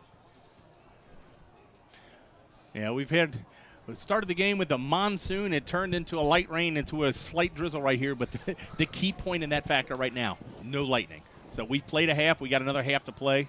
And the thing here, another reason Cardinals aren't going to be super aggressive here, they deferred the opening toss and won. I'm sorry, they won the opening toss and deferred, so they will get the ball first thing to start the second half. Yeah, Aaron Coates back to return for the Vikings. Snap is back, and the exact same thing happens to Chris Mangold that happened to the Princeton Vikings. I'm sorry, Lawson Sandusky, my apologies. It's a low snap, and Lawson takes it. Unfortunately, in the process of picking it up, he puts his knee down at the 41-yard line, and that's where Princeton will take over. I don't know that I can't remember the last time I saw it in a game, and now we've seen it twice in one half. Yeah. Well, it's raining. Weird stuff happens with the weather. Well, what that does, that almost sets up with 16 seconds left, 2 shots at the end zone right here. Well, I have to believe with their speed, as long as Boyd comes back out, if he's healthy, and take a look to see if number 27 makes his way back out here. Vikings have 1 timeout to work with. No. I don't. Well, I mean, you might have Key in the backfield just because he's the receiving back. Right, but I honestly thought they might go to Boyd and see if he can find something. That's Darian Henry in the backfield. He does sometimes line up in the backfield. So let's see what they do here with 16 seconds to go. Snap is back. Harrison drops back, looks to pass. There's pressure up the middle, and he's going to step out of that pressure. Once again, missed tackles by the Cardinals on defense. The good news is they got him to scurry around and run the clock all the way down to 7 seconds, and he still didn't get the first down. But he got out of bounds there. He did get out of bounds, so the clock will stop. The clock, and but that does affect, and not that we know Princeton really didn't. We don't know what their kicking situation is, but it really limits this. Barring something unforeseeable, if you got to get your team down there to get time to get to the end zone, this is probably the last play of the half. Yep. So lined up in a deep shotgun now. Harrison drops back, looks to pass. Long pass down the sideline. Colerain sees it, and it is. I think he caught it, but he may have been out of bounds. No, they're calling it a touchdown. Little bit of contact. It looked like he pushed off on the defender, but the referees are allowing the play. It is a long Hail Mary touchdown as we see the replay. It's just the throw and a hope. No safety deep. You got one-on-one. You got a 6'3". So the offensive pass interference doesn't count there, Was not offensive pass interference. He put his hands in his back and pushed him. He did not push him. So a huge series of events right there. The bad snap from the Colerain Cardinals, the scramble, and the setup here as we watch again the replay. You got one-on-one coverage, but you got 5'10" against 6'3", and there's a little bit of contact, but 6'3" makes a great play and walks into the end zone. So interesting if Princeton they don't need to go for 2 anymore since Colerain had their extra point blocked, but a huge swing in the game right there. So it was 20-6, and it still says 26 on the scoreboard, but I believe they get 6 points for that. That is really unfortunate. Where's your safety? 20-12 now. Colerain over Princeton on a last-second Hail Mary pass. Boy, you just can't let that happen. Can't let anybody deep of you. But yeah, as I said, that was a great matchup as we see Coach Daniels out to the 20-yard line. Vikings set up again for the extra point. So let's see here with no rain falling. Let's see if they have a better shot to maybe get this extra point off.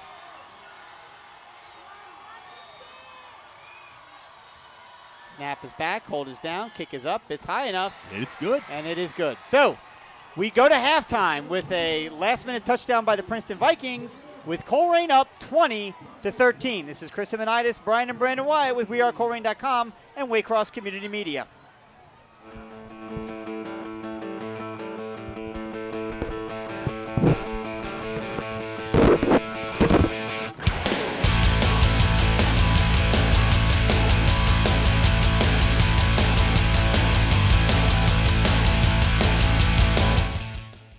Purchase a new car is an easy one, but deciding on which car to buy and who to buy from can leave you feeling overwhelmed. Simplify your options by choosing Joseph Toyota of Cincinnati. Since 2014, Joseph Toyota has been named #1 in customer satisfaction in the tri-state area.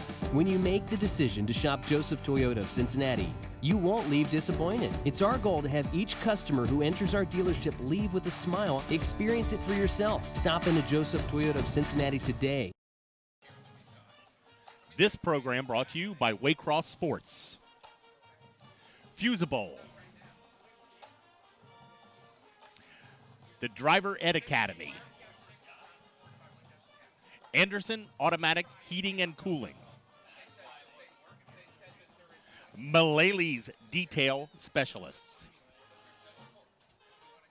CSL Plasma. Kent Smith, a State Farm agent. And Joseph Toyota.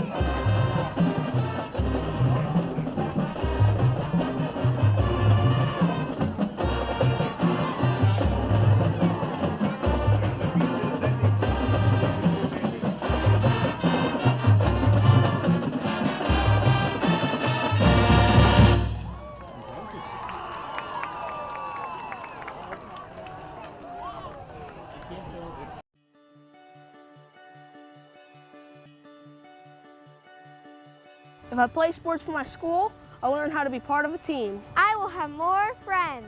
I will be active now and when I'm a grown-up. I will learn how to work hard. I'll have better attendance. I'll learn how to overcome adversity. I'll be more likely to go to college.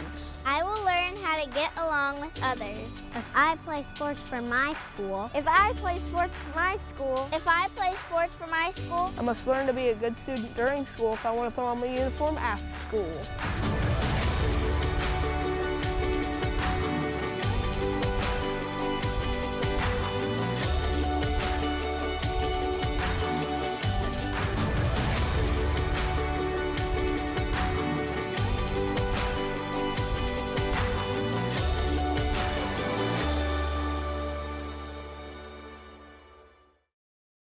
Congratulations.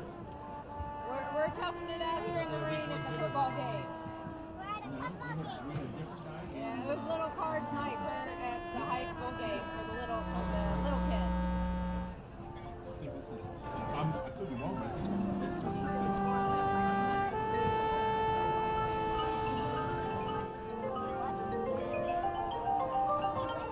All right, we love you. Bye.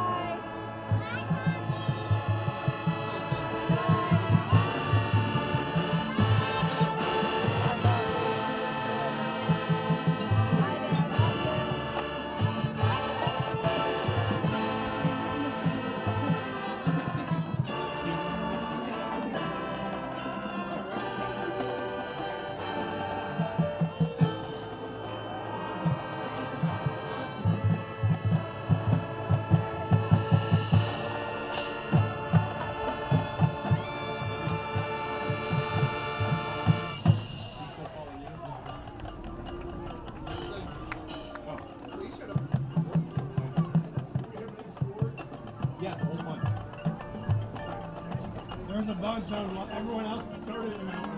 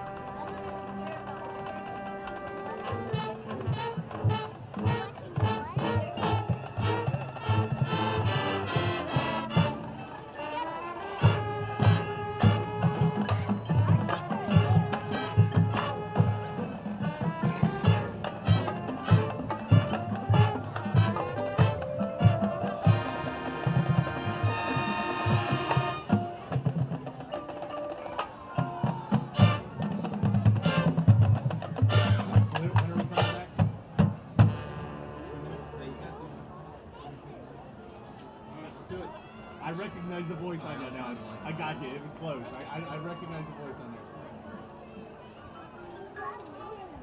Yeah, that guy was grumpy as hell. Guys, let me guys get a flip flop, 'cause I want to leave because it's raining.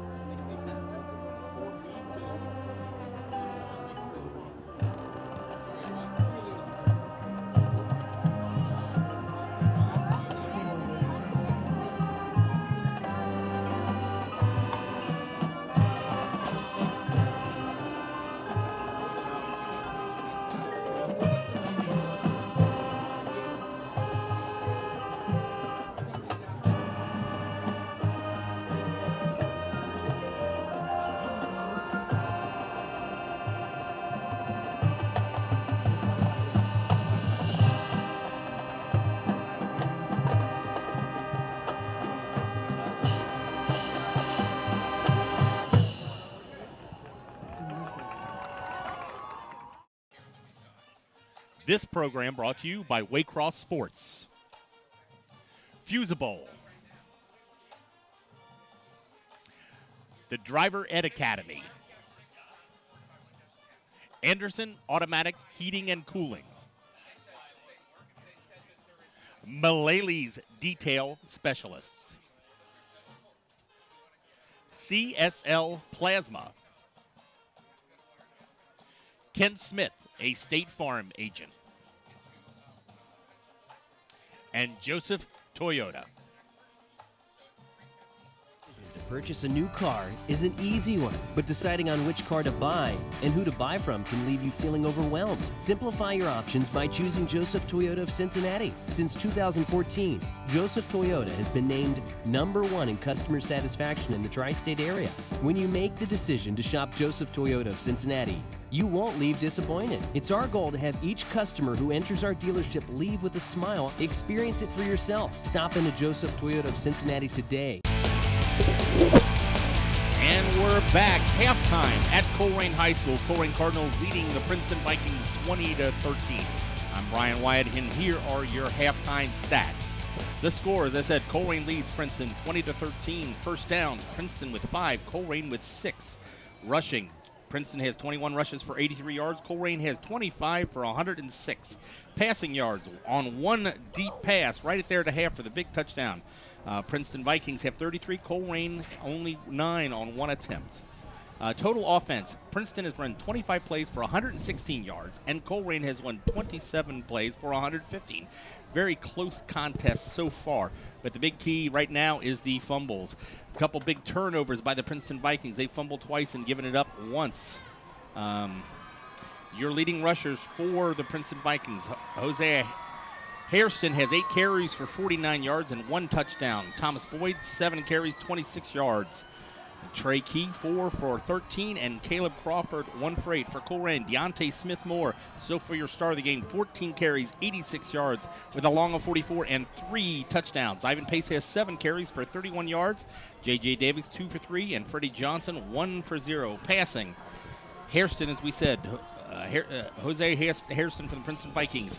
He has 1 for 4 with 1 interception and 1 big touchdown. Ivan Pace is your leading receiver for the Colerain Cardinals, 1 with 9, and that pass from the Princeton Vikings is caught by Jermaine Wimpy, 1 for 33. Your scoring plays at 1:04 in the first period. Jose Hairston, he carried a quarterback keeper for a touchdown of 29 yards, and the point after was no good on a bad snap. Then Colerain answers at the 32nd mark of the left in the first quarter. Deontay Smith-Moore goes for a touchdown from 1 yard, and that point was good by Mangold. And at 8:52, Deontay Smith-Moore scores again on a quarterback keeper, this time 15 yards, and the kick was also good by Chris Mangold. Colerain scores their 3rd touchdown, 5:45. Deontay Smith-Moore takes a keeper this time for 44 yards, but the extra point is blocked.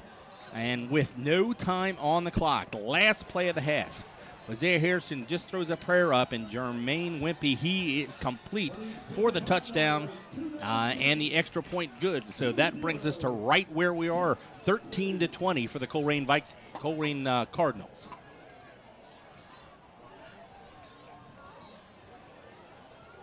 So as we know, Colerain Cardinals won the toss, and they had deferred to the second half. So they will be getting the ball.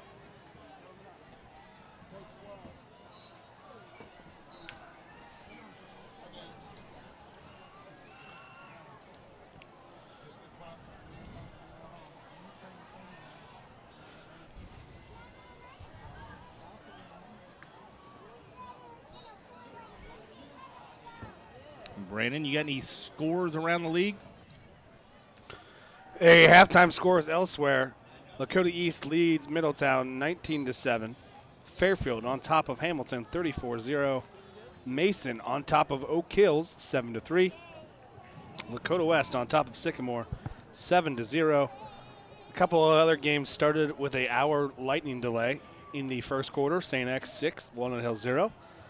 Middle of the second quarter, Elder 21, Clarkson, Ontario. That's in Canada. 0, 21-0 Elder leads. LaSalle leads Lutheran north of Missouri 6-0. Moeller and Scott County have not kicked off yet in Kentucky.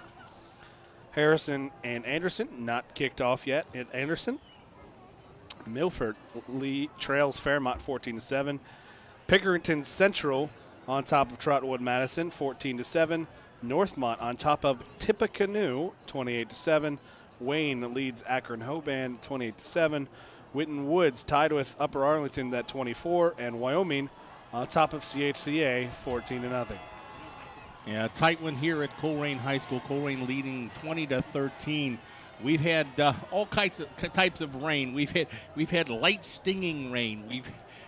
We've had monsoon early. Right now, it doesn't even look like it's raining. The field is wet. The ball's going to go wet. Colerain is going to take the first position of this half.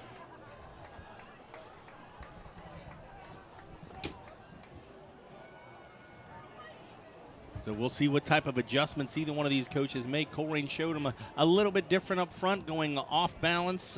Princeton Vikings anticipating one side, but, Princeton's going to make some adjustments, trying to get their running game back together. We'll see if Jaheim Thomas, their star running back, comes back after this half. We saw him go down a little bit. Didn't see what happened. Haven't heard anything.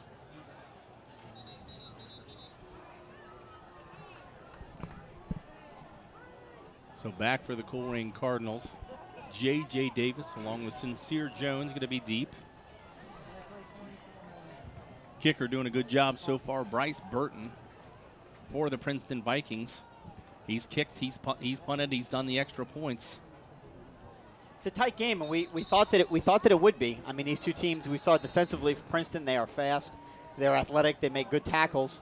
The turnover bug bit both teams early on, as you mentioned when reading through the stats there, Brian. But now this is a big series here for Colerain to start the second half. They kind of gave up that last second touchdown. What a big swing that is. I mean, you go in 2 and you could come out and score again and go up 3. Now, if Princeton makes a big stop and a score, they're right there. We got tied. A whole new ball game. That's a huge momentum swing going into the locker room. But I'm sure coaches from both sides, Princeton saying, "Hey, boys, see, we're not out of this." And Coach Bolden and his Colerain crew says, "See what can happen when you let up." So the good news is the Cardinals will get the ball to start the second half. Up 20-13. Yep. Underneath it, and it's a pooch kick. Caught at the 28, taken up. That's Lawson Sandusky, the punter. Oh, that ball came loose. Colerain, I believe, got lucky and got back onto it. Sandusky, one of the up men, had it, but that ball popped out, and they're still there's a pile. We'll see. Colerain looked like they fell on it, but when you've got a pile like that, there's a fight until the referee finally stops. One of these two squads is going to run away very excited. All right. The signal is Colerain did fall back on that fumble. And with good field position, they just kind of pooched it up, wanted to kick it away from the dangerous return man, but Lawson Sandusky is a good athlete, a backup quarterback at that spot. He saw a little bit of seam. He did give up the ball. Yep. But Colerain's going to start with good field position at their own 43. Nice to see good sportsmanship on both sides for there. Both teams helping each other up off of the ground with that big melee of a pile-up. He might have been called down anyway, as we watched the replay. Ground can't cause a fumble. So Deontay Smith-Moore under center, fakes the handoff, keeps himself, makes one man miss, gets it out to about the 48-yard line, so a good 5-yard run on first down for Deontay Smith-Moore. Yeah, nothing fancy there, just the read option to the right. He pulls it out of Ivan Pace's belly, takes it up. You're correct, picks up 5 yards. I think that was Jaheim Thomas. He escaped the grasp of. I cannot get over the size of those two guys, 24 and 19, and they're only juniors. So Colerain back to wing formation, checks to the sidelines. I haven't seen any really odd formations tonight. Deontay Smith-Moore takes it, hands it off to Ivan Pace. He lowers his shoulder and digs and draws, and it's going to push from the back. We'll see where they end up blowing it. Right there at about the 47, 48. Yeah, that'll be enough for the first down. And Brandon mentioned this in the first half. No, I think they're going to be 1 yard shy. Yep. Kind of hard to tell when they got that mass of humanity right there. But the referee's giving them plenty of time. You don't want to stop the momentum of the running back. We haven't seen any weird formations from the Cardinals. We have seen it up front from the Vikings, and we saw it there. They had a 3-man front, but then every single one of them was inside the guards. So 3rd down and 1. So, yeah, you got guys jumping all over the place here. Man in motion. Fakes the handoff. Does Deontay Smith-Moore, and he's got a blocker in front of him, and he is loose. Deontay Smith-Moore makes one man miss, stays on his feet, gets it inside the 10, all the way down to the Princeton 5-yard line. 1st down, Cardinals. And again, Cardinals letting the Princeton Vikings overcommit by formation. They put a bunch of men trying to stop the fullback at the point of contact. Everyone goes there, and it just opens up Deontay Smith-Moore. Good blocking on the edge by Freddie Johnson, and Cardinals have it 1st and goal to go. Great replay there by Waycross. You see Deontay Smith-Moore ran right past number 24 to get that huge gain. It is 1st down and goal. Deontay Smith-Moore got it, hands off to Ivan Pace. He's into the end zone. Touchdown, Cardinals! Ivan Pace Jr. That's the way you start a half. You just line up, you run it straight down their throat. Colerain Cardinals comes out of the second half on fire, scores again, but again, only up 2 scores. Could have been 3 without that. And another touchdown set up. Again, Cardinals go with the tight end over, and it's your tight end. Watch him number here, number 11, Elijah Ford, with the veer back onto the linebacker that allows the man to score the touchdown. So great way to start the second half for the Colerain Cardinals. Just a few plays before they're into the end zone. It's now 26-13, extra point pending. Snap is back, it's low, it's fumbled, but it's down by Deontay Smith-Moore. Kick is up and good.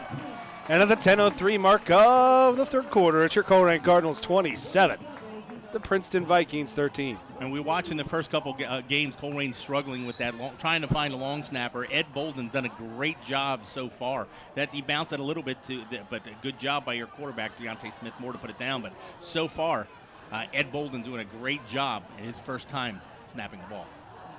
Snapping.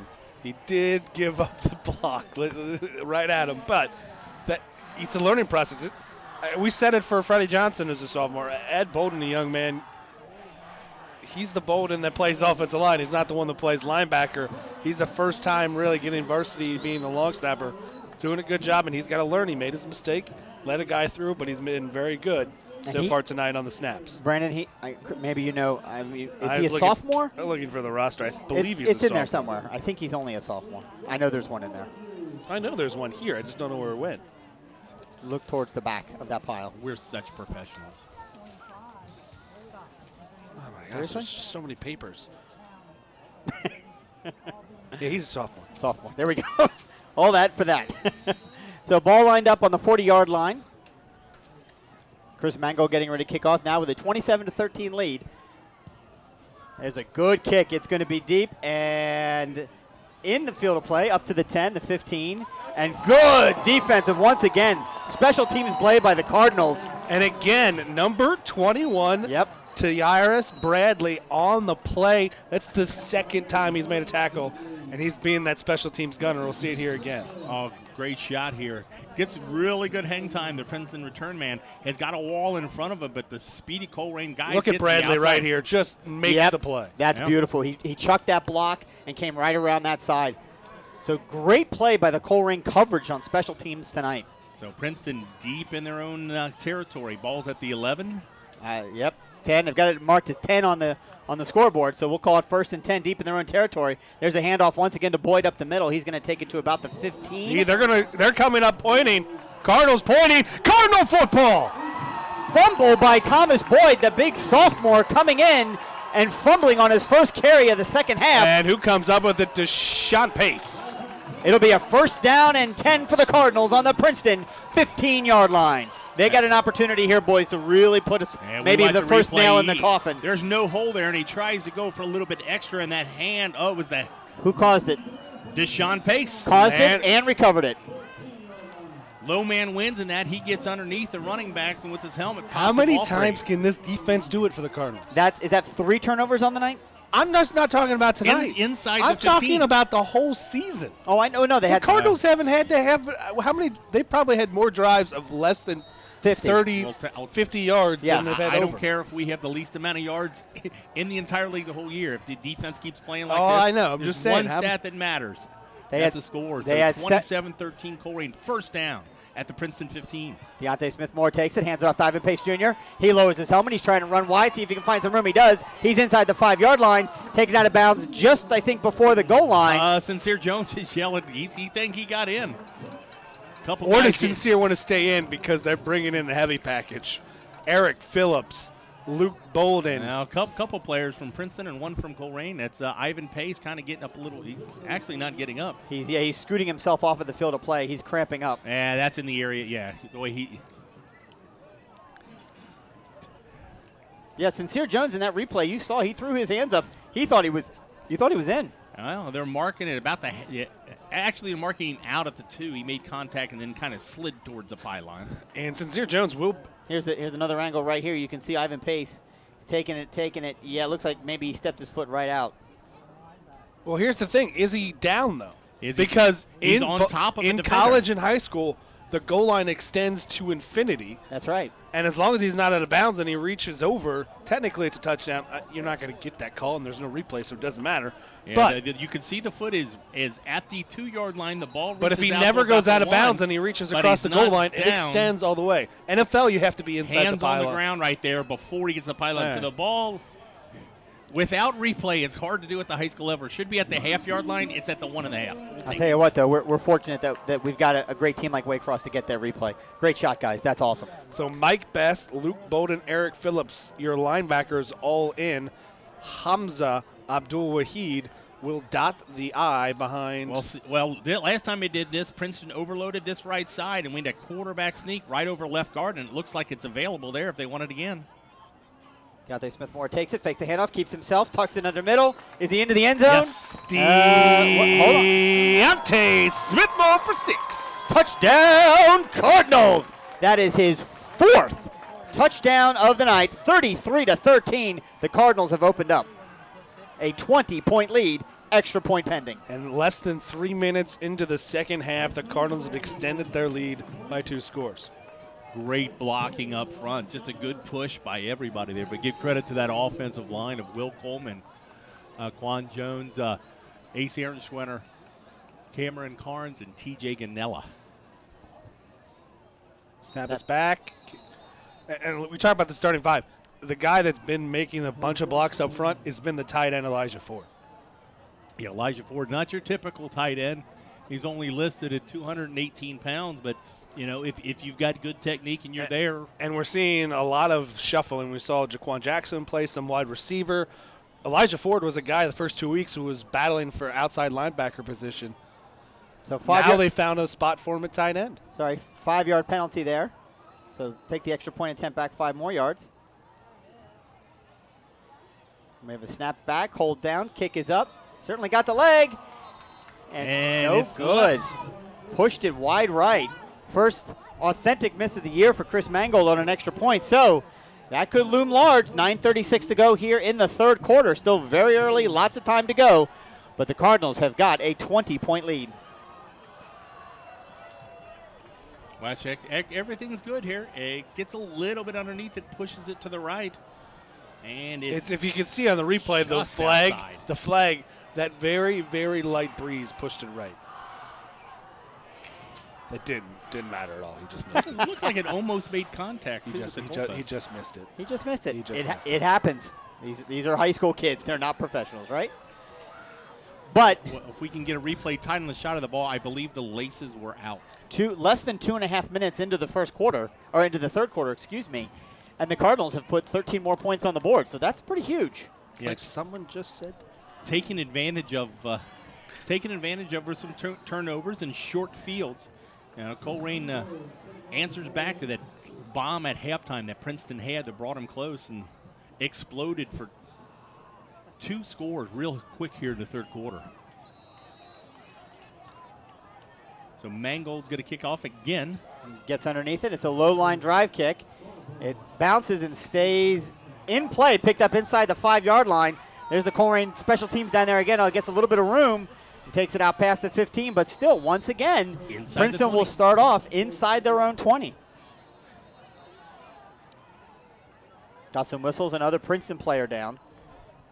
This all appears to be cramping, which is not really, I guess, a surprise given how hot it was earlier in this week. Again, can't stress enough the importance of hydration, right? I can't.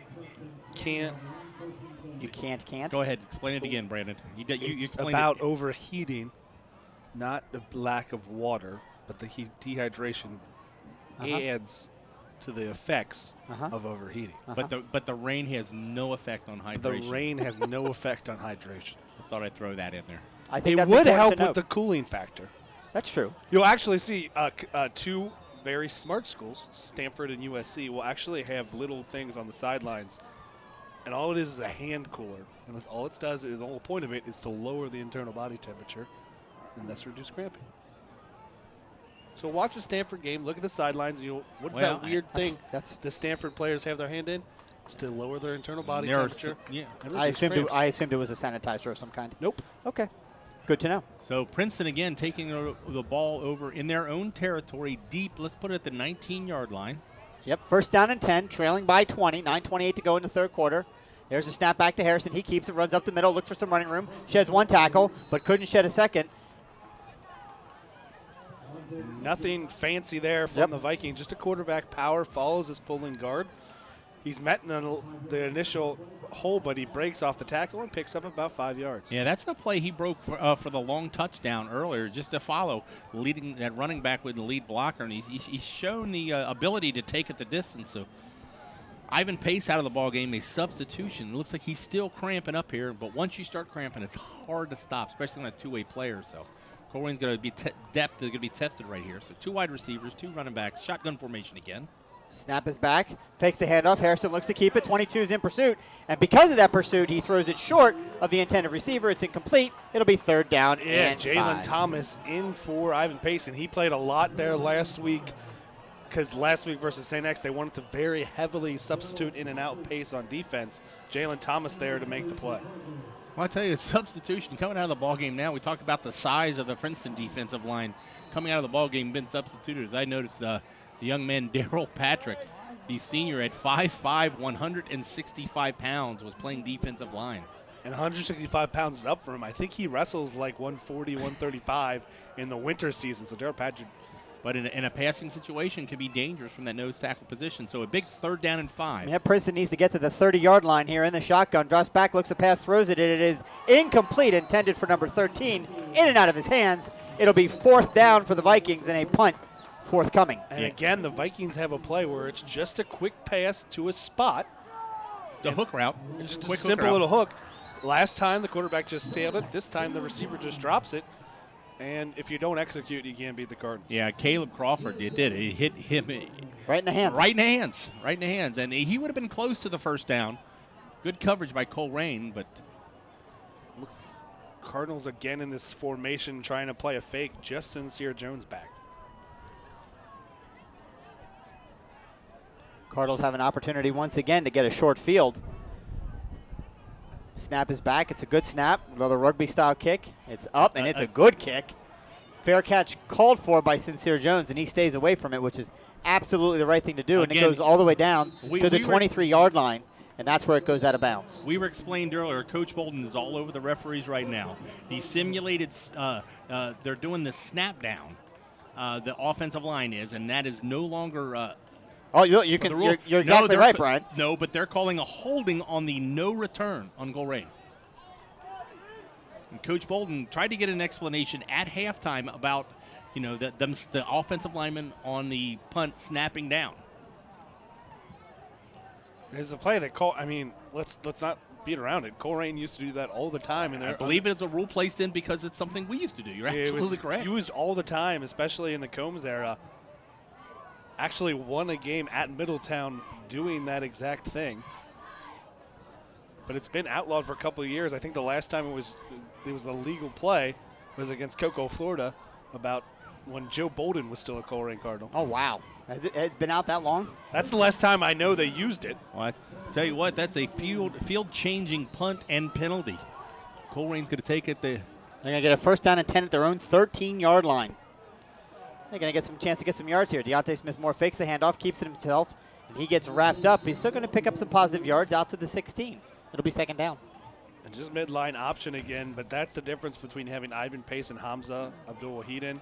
Ivan Pace occupies that linebacker who made the tackle. He's able to get around Hamza on this play. Yep.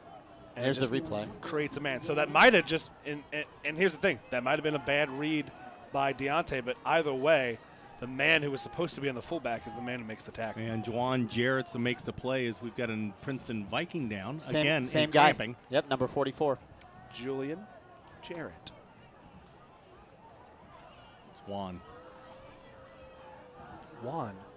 Jarrett. For those of you listening live on wearecolerain.com, appreciate you joining tonight. We know not our normal quality in terms of sound possibly, but we're using an external mic on an iPad. Purchased a new laptop this week and didn't quite have all the bugs worked out. And weren't able to go with our normal camera laptop setup, but we will absolutely get that up and running properly for next week's game against Middletown. So. And those of you watching live that have Spectrum or Cincinnati Bellfire Optics, this game is a WAYCROSS Community Media broadcast, and you can look on Twitter and Facebook for the replay schedule of this game. Or you could just watch replays at your leisure on YouTube, on the WAYCROSS Community channel, and we'll retweet it at the Colerain channel. There we Second go. down and 7. Fakes the handoff. Once again, there's a penetration in the backfield. Deontay Smith-Moore takes it, stays in bounds. He's going to be very close to the first down. And we're going to see this play. Yep, they're going to give it to him. Or I think we're going to see this play until Princeton decides they can stop it. There's nothing fancy, just a quarterback follow, weak side of the field, follow the tight end on-by formation that way. And until Princeton adjusts, the Cardinals are going to keep going for it, going at it, until Princeton overcommits that way and maybe catch them back with a counter or toss play the other way. In a night like this where you had, very difficult conditions really in the entire first half, things have calmed down a little bit here, but it's where you need that seasoned play of your seasoned senior quarterback, and they've got that in Deontay Smith-Moore. Sincere Jones in motions. He takes the handoff on an end around, looks for some running room, gets wide, finds some room, and on first down, he's going to pick up 8, maybe 9 yards. We'll see where they mark him. There's another Princeton player down, and Sincere Jones, for the second time tonight, has lost his helmet. Son, strap it up. I know they don't like him super tight, but that's well, and we saw this in when the first hit. You also got to think some of that too is it just rained really hard, so you get kind of real cold and then hot, cold and hot. It messes with the kind of the plastic and the foam air on the inside, can make it a little more sweaty. I'm not saying it's a good excuse, but that possibly could happen. Just happening with a little bit more moisture applied. So with the Princeton injury, does he get to go back in? I think we established in the first quarter he doesn't. Yeah. Okay. I know that was the original rule, but I think they did change it a few years back to say. Looks like the Jaheim Thompson, one of their star linebackers there, is the Viking hurt, and he is up walking on his own. They've taken him to the sideline. 24.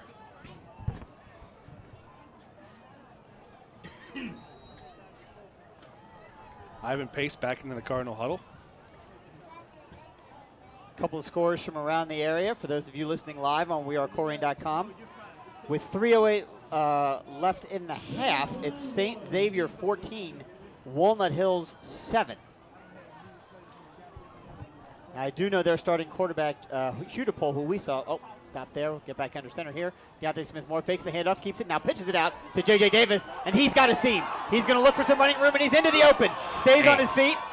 And is there a flag? Is a flag in the area of holding, but that's way down the field, so he still might have enough for the first down.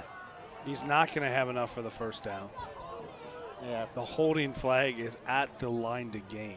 Right, so they'll mark it all the way back to the original line of scrimmage.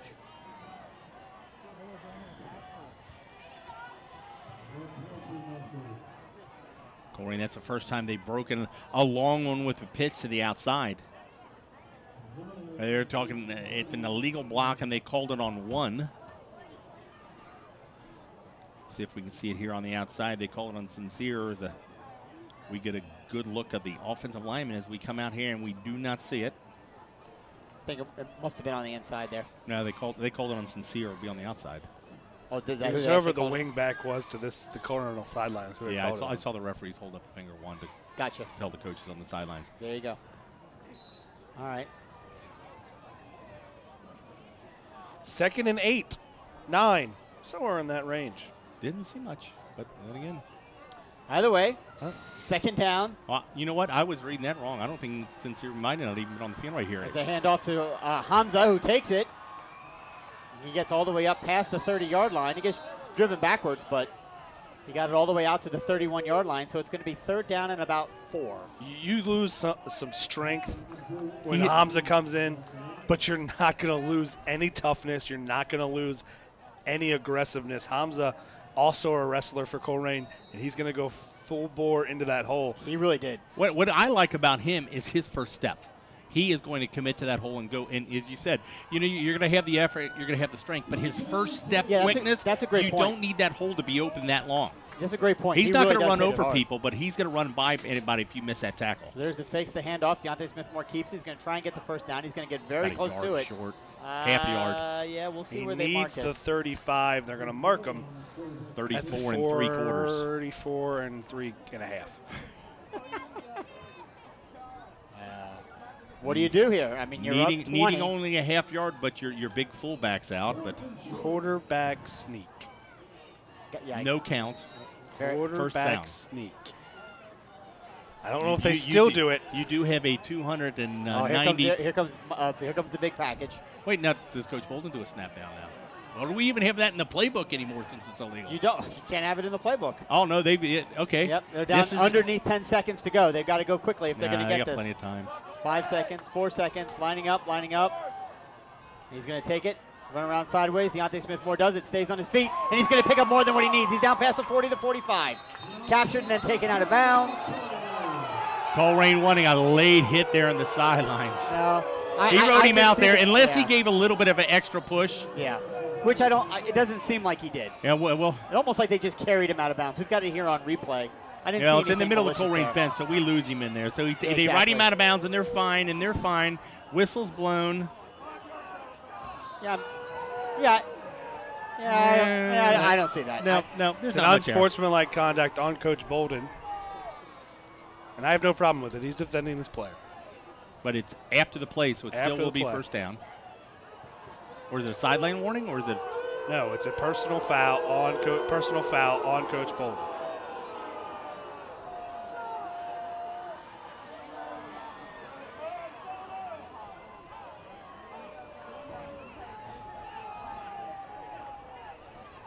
I tell you what, I've seen Coach Bolden angry before, but I've never seen him like this. No, he's trying. He's protecting his player. Yeah, like Brandon said, he's protecting his player.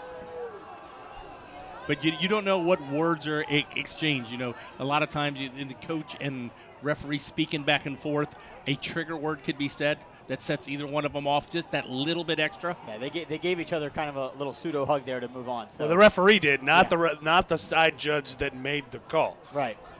The referee clearly came over and was trying to. But it is a first down. Still, they mark first it back. and 10. It's not going to reset. It just resets the field position. So back at the 33-yard line.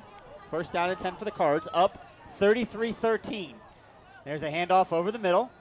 Good pressure and good push by the Colerain offensive line all the way out to the 40. Well, Princeton has changed up their defense a little bit. They're back to the 3-4, but the linebackers are back farther from the ball to anticipate where they're running. They're not pre-snap guessing what the play is. This too is more of a read. This is also too. The Cardinals have had the ball almost this entire third quarter. Yep. And you're starting to grind. You're starting to wear those 2-3 yarders are turning to 4 or 5 yarders here on 2nd and 3. And even with Ivan Paysat, Hamza Abdul-Wahid is just pounding forward. Here we go. Fakes the handoff. Deontay Smith-Moore keeps it. He's got wide open space. Are you kidding me? He's going to cut it into the middle. Let's see if he's got enough speed to make it all the way to the end zone. These Princeton guys are fast. And he is down at the 1-yard line. Are you kidding me? I'd like to see that on replay. We don't know if his knee hit before the ball crossed. It looked like the ball crosses the plane. If we get, I want to get a replay at the beginning. If he's in, he's not. You can't really tell by the angle. No. Watch Sincere Jones block on this play. If we get a replay on WAYCROSS, he makes his initial block of the linebacker. He doesn't fully engage, but he does just enough to get him in his way, and then recognizes that Deontay Smith-Moore. Watch the one pop into your picture. Well, you don't make the long run without the blocks. He checks that his downfield. man is past he was blocking 25 for the Vikings. Then he runs ahead and gets in front. Sincere Jones not getting the ball makes 2 blocks on that play that's bring Deontay Smith more. Well, a good block down there also. Got to give credit to the wide guard who's running out there. That's Jaquan Jackson. And like we said earlier, you're finding, you know what, you find a lot about who your guys are weeks 1 and 2. Elijah Ford was playing defense the first 2 weeks. He's been playing an awesome tight end in this game. Jaquan Jackson lost out on the second corner position. He's found his way into the field here as a wide receiver. Well, we've learned that from Colerain. Your receivers have to block. You could have the best catching guys out there, but if they're not going to block because we're a run-first team, you're going to lose your spot. So, yeah, shows athleticism and versatility moving from offense to defense. Here's that replay one more time. Boy, he was close. It's from this angle you can't tell it. Yeah, he's right there. The ref, big boy package in for the Cardinals. Do you let him go in again, reward your quarterback, or do you give it to the fullback? We got a whistle. Cardinals were offsides. Little bit of update here from Colerain Stats, the best stats crew in all of the GMC. Just let us know that after that run, Deontay Smith-Moore, with still 3 minutes and 25 seconds left in the third quarter, in addition to his 4 touchdowns, has 222 yards rushing. He's pretty good. In a row? That guy, he gets it done. He's fast. He gets it done. Yeah. He's a player. Well, and you know what? It's the maturity of the quarterback. He's seen the top 2 defenses probably in the city the last 2 weeks, and he's seeing a great defense now. But his reads are quicker. His reads are quicker. That's right. And Brandon has talked about whether this time he keeps it, he's going to keep it himself and take it into the end zone. Touchdown Cardinals! Deontay Smith-Moore with touchdown number 5. I don't know what else you can say about him. Well, I tell you what, what's the individual game record? Don't know. We'll find out at some time later. It's like 900. And he stayed on his feet. He never went down. So he'll pick up a couple of rushing yards on that, as well as the touchdown, and puts Colerain up with 2:57 left to go in the third quarter. 39-13, extra point pending. And after his 5th touchdown, he goes in, holds it down, kick is up, and it's good. And with 2:57 to play in the third quarter, it's your Colerain Cardinals 40. The Princeton Vikings 13. Needless to say, the Princeton Vikings per game metrics defensively are going to take a little bit of a hit after this one. And Coach Bolden said it weeks 1 and 2. The offense has to get on Deontay Smith-Moore's level. I feel like the blocking on the edge and the interior, even without Rusty Feth, they're not on Deontay Smith-Moore's level right now. Not yet. Not yet. But he's not going. He had 200 yards plus 5 touchdowns without everyone else rising up to be right there along with him. Yeah, and this is one of the most. I mean, we've saw some of the best defenses in the city the last 2 weeks. This defensive line, physically, I'll put up against any high school. Well, I tell you what, they're they push 6'6", hard. 290, 6'6", 280. I mean, they got some monsters up front. And what we also have seen now is we look outside the window and see former Colerain linebacker Jared Gray standing outside. He's been there the whole half, I think. Again, former Colerain players coming back to support the program. It's just, pretty much we see every week here at Colerain. But we talked a little bit about it before. The 3 turnovers I think they've got in this game, the defense. They had 7 in 2 weeks coming in. Tack on 3 more. That's 10 turnovers in not even 3 full games. So that's pretty impressive. Chris Mangold now gets his foot underneath it at the 40. 40-13, Cardinals on top. Caught inside the 5, take it to the 10, the 15, slowing it down. How about this coverage team? The coverage team once again. I mean, if we could give T-shirts to everybody on coverage, we would. We can't, unfortunately. But they once again keep Princeton inside the 20-yard We're line. gonna have to We're gonna have to when we go down there. Figure out 28, 21, 28 is Freddie Johnson. 21, Ty Yaris, 14, Ty Bradley. Ty Bradley has been all over on kickoff. He is at the point of attack every single time. Hamza Abdul, number 14, has been there. Here's the replay right here on WAYCROSS. Look at there's no Bradley's right there. He's at the point of attack. He's forcing everyone in. And he got his hands on him. And everyone else finishes. You see number 18, that's Avante Scales, finish off the play. Did you say Scales? Scales. Ooh. Avante. There you go. So Princeton offense back on the field now. Takes the ball, attempts to pass, and there's a very big man that was in the way and said, no thank you. Eric Phillips is tall. Eric Phillips, UC, takes that one. He didn't even knock it down with his hands. He caught that in the kisser right there. He's done that a couple right times, off I think. in the cage, off the cage. Eric Phillips knocks that one down. He's got to catch it. It hit him in the hands. No, it didn't. It hit him right in the face. It hit him in the Here, hands. watch He's it. got to catch it. Bonk. Never came near his hand. If it hits him in his face, he can catch it with doesn't his matter. hands. He makes the play. He's got to make the play. You know, he guys doesn't get a What does it lot of matter? tackles coming from that strong side, but what he does is He led the team in tackles week Yeah, to one. you're not going to run his way. Here And we if go. you- He's back. Harrison takes the snap, looking for some running room, finds it, drops, ducks underneath the tackle, but falls down. Luke Bolden's going to get credit for that one. Ivan Pace with the initial pressure forced him up, and what a good play by Luke Bolden, because Harrison kind of had the run option a little bit. yeah, he had his outlet man was kind of there, but he couldn't set his feet to make the good throw. Decided to cut and run, but Luke Bolden forces him into a bad angle, and he loses his feet, falls down. It'll be 3rd and 12.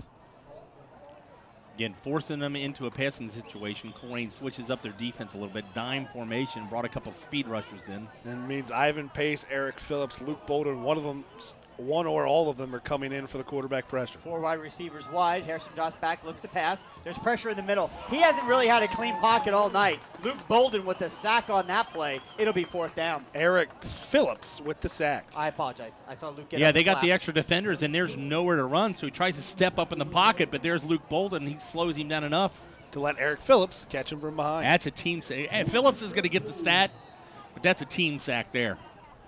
So, again, Princeton kicking from the shadows of their own end zone. Entire series, negative yards for the Vikings. So this time, two receivers back, J.J. Davis, Sincere Jones, setting up on their 40. The kicker has done a really good job, the Bryce Burton. Yep, Burton takes it. Oh, and it's a low kick. Get a hop. J.J. Davis picks it up off of the hop, trying to find some blocks. Makes one man miss, and he's into the open. All of a sudden, a burst that we haven't seen J.J. have yet tonight. He takes it back into Princeton territory, where it'll be 1st down and 10 for the Cardinals.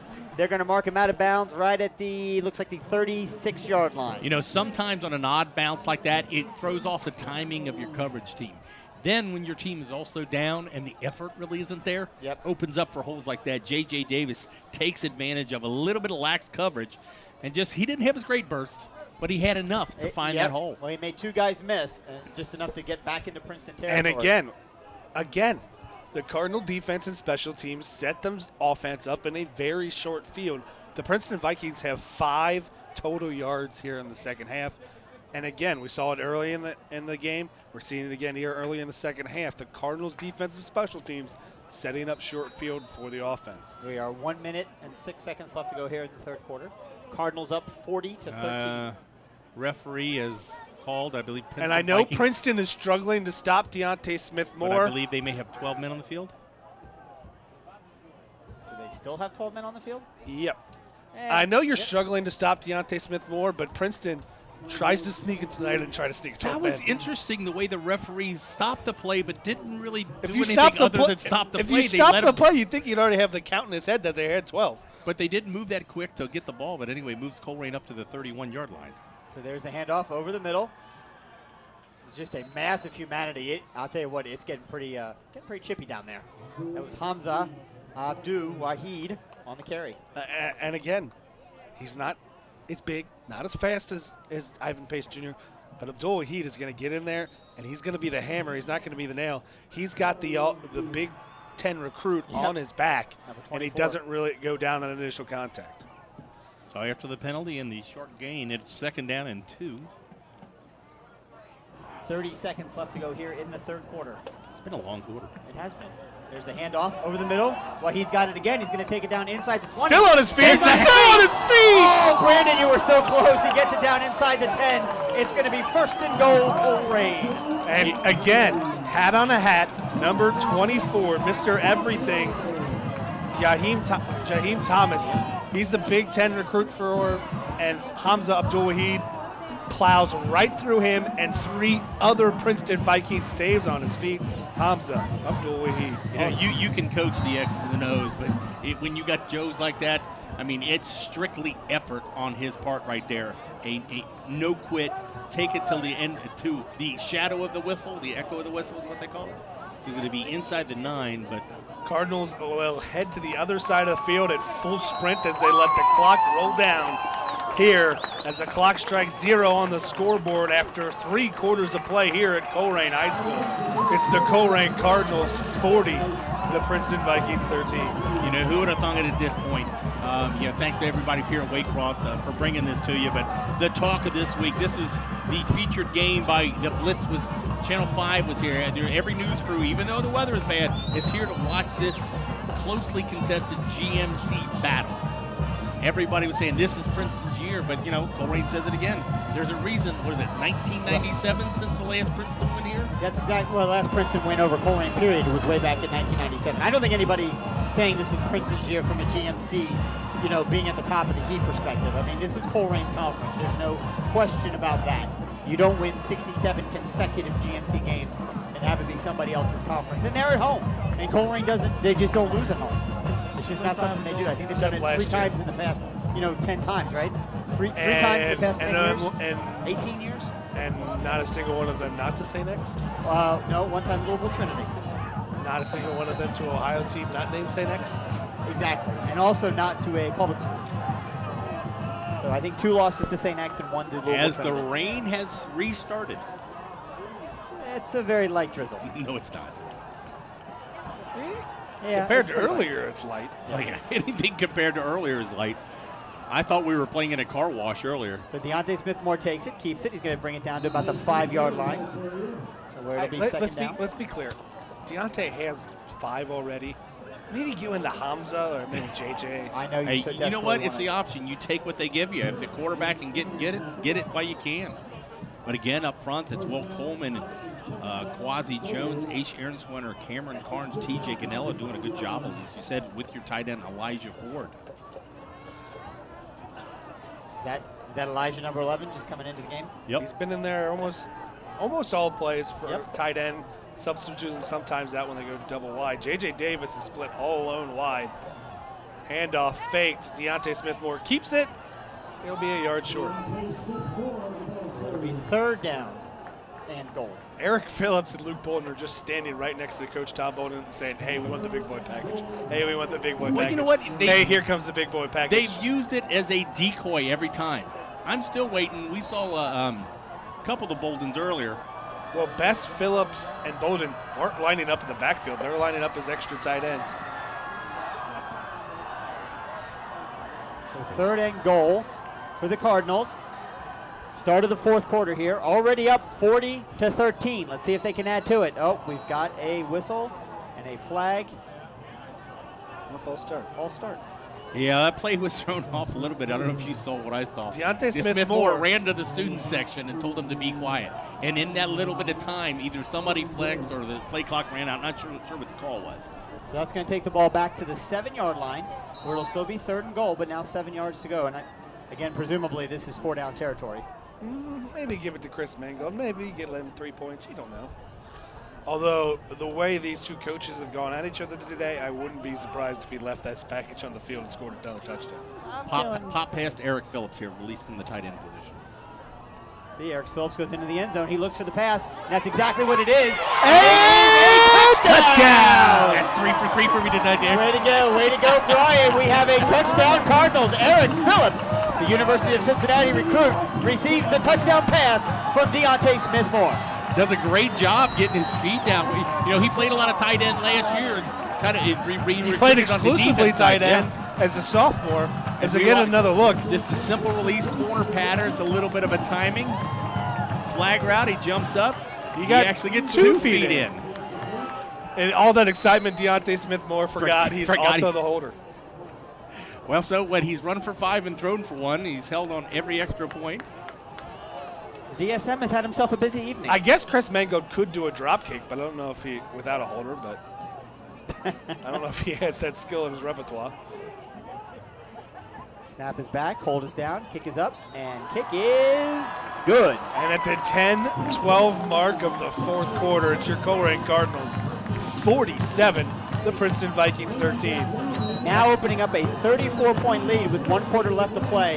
You can see that the air is clearly out of the sails of the Princeton Vikings, and maybe, just maybe, an opportunity for the Cardinals to start off 1-0 in GMC play. And that was a statement right there by the Colerain Cardinals, that third quarter. This was a one-score game at halftime, and they completely dominate the third quarter. Held the Vikings to 5 yards in the quarter. Was it 3 and outs? And scored 27 points in the process. And right there, a statement there to start the quarter. We saw as soon as the quarter ended, the entire Colerain offense run to the other side of the field, and we saw them after they scored the touchdown. Every one of them went to the student section, held up 4 fingers. This is our fourth quarter. There is a culture that permeates this program and the kids that play it, the coaches that coach in it. And unless you are here and you live it and you see it on a daily basis, it's very difficult to explain. And you have other teams that are very talented, and they come in very high on themselves, and they find out this is a different animal when you come to Colerain. It's a different animal playing the Colerain Cardinals, especially at home. There's a kick through the back of the end zone. Well, you know what? And what about that? A kick to the end of the end zone is going to give Princeton probably their best field position to start. Pretty close. He's returned them, and everything has been around They will the 15 bump up yards. their average starting field position because we've seen them stop at the 11, the 15, the 16. And now they're going to tell you, why are you kicking into the end zone? Because you have the 34 that's point lead. absolutely wrong in that statement. I know that. I know, you're just being facetious. I get it. All right, we got a lot. We're getting no, we really don't have any substitutions yet. 47-13. Cardinals lead with 9-10 to play in the fourth quarter. My guess here is that we're probably going to see the starters on this series, and if they can force a turnover on downs or something like that, they probably will cease to be out there any longer. 15 making some people miss. A lot of effort to get 1 yard. Well, what we'll see is Coach Bolden will keep his number 1 defense out there as long as the number 1 offense is out there. 32, 12, and 49. That's not how it works. Again, the Cardinals don't want to. There's one thing about doing wholesale substitutions. If you start that first play with your starting defense, and then you can substitute by position. So we see it here. Going to substitute at their defensive line. Next, sort of couple plays, we'll see them substitute in their linebackers. Then the secondary. Once we get the handoff here. 2nd down and 8. Handoff up the middle. Again, another 2-yard gain on the play. Maybe 1.5. It's going to be 3rd and long. Yeah, Princeton staying relatively conservative. You know, you're down this many points. You want to throw the ball, but I mean, you're a run-first team. And there's a sophomore mistake that no one's going to see. There was a equipment malfunction by one of the Colerain defensive linemen. Took himself out. Which is fine. You got to do that. Got to come out. But Dante Corleone has played a lot as a sophomore as Colerain. He's not standing right by the coach to get substituted in, and another guy goes into his place. So a 3rd down and a long 6. 5 goes in motion. The handoff on an end around. He's going to push, and he's going to have enough. He knocks down the marker. We'll see where he went out of bounds. Yeah, I'm assuming he got it. Probably, he got it. Well, I don't know. He needs to get to the 30 there, across the 30. Yep. It's a first down. See when the play starts? On the 20. Yep. That means it has to get across the 30. It's exactly at the 30 by the mark. First down. Clock starts again. 7 minutes left to play. And the rain has really begun to pick up here. As you can see on WAYCROSS. You guys keep saying that. I think it's just been this steady stream the whole time. There's a pass down the middle, and it is. Oh! Jakari Patterson, the last one having a chance to get to it, and it was right in front of him. You could see he wanted it, but just couldn't quite get there. 3 different Cardinals with the opportunity of the play. You know, someone's going to do a little bit extra tip drill in practice. Off of Deshaun Pace, off of Alonzo Kendricks, off of Jakari Patterson. Incomplete. And each one, they're looking at each other now. You had that. I got that. You got that. Hey, What did you get? credit Harrison. He put some zip on that ball. He has Division I offers, including Bowling Green. Yep. Yeah, I mean, there's multiple Division I athletes all over the field for Princeton. There's a handoff onto the right side, and he's going to be taken down as number 45 by number 7, Luke Bolton. Luke, you are my linebacker. That was a poor attempt at humor. What was that? That was just an absolute fail. As Jakari Patterson getting a look at that drop. Luke Bolden in the hole, and And the running back from Princeton did his best job just to get back to the original line of scrimmage. It'll be 3rd down and 10 for the Princeton Vikings, 5:45 to play. No real sense of urgency here for Princeton. I mean, they realize the outcome of the game is no longer in question. Didn't even start the play clock on that play. With a 34-point lead, thanks to the truck, as it reminded us in the booth here as well. The running clock, as instituted by the rules of the Ohio High School Athletic Association, have kicked in, and the clock is not stopping. There goes Hairston. He should just tuck it and run, which is exactly what he does. But great open field tackle by number 22 to prevent Hairston from picking up the first down. So it's going to be 4th down. That's a big tackle. Daryl Patrick keeps him short of the line to gain. It'll be 4th down. And we said it about Hamza. We said it about Ivan Pace. Daryl Patrick, another one of those Colerain wrestlers that do so well. No, not Daryl Patrick. Sorry, Jalen Thompson. Which one's Daryl Patrick? What do you guys? Is it Thomas or Thompson?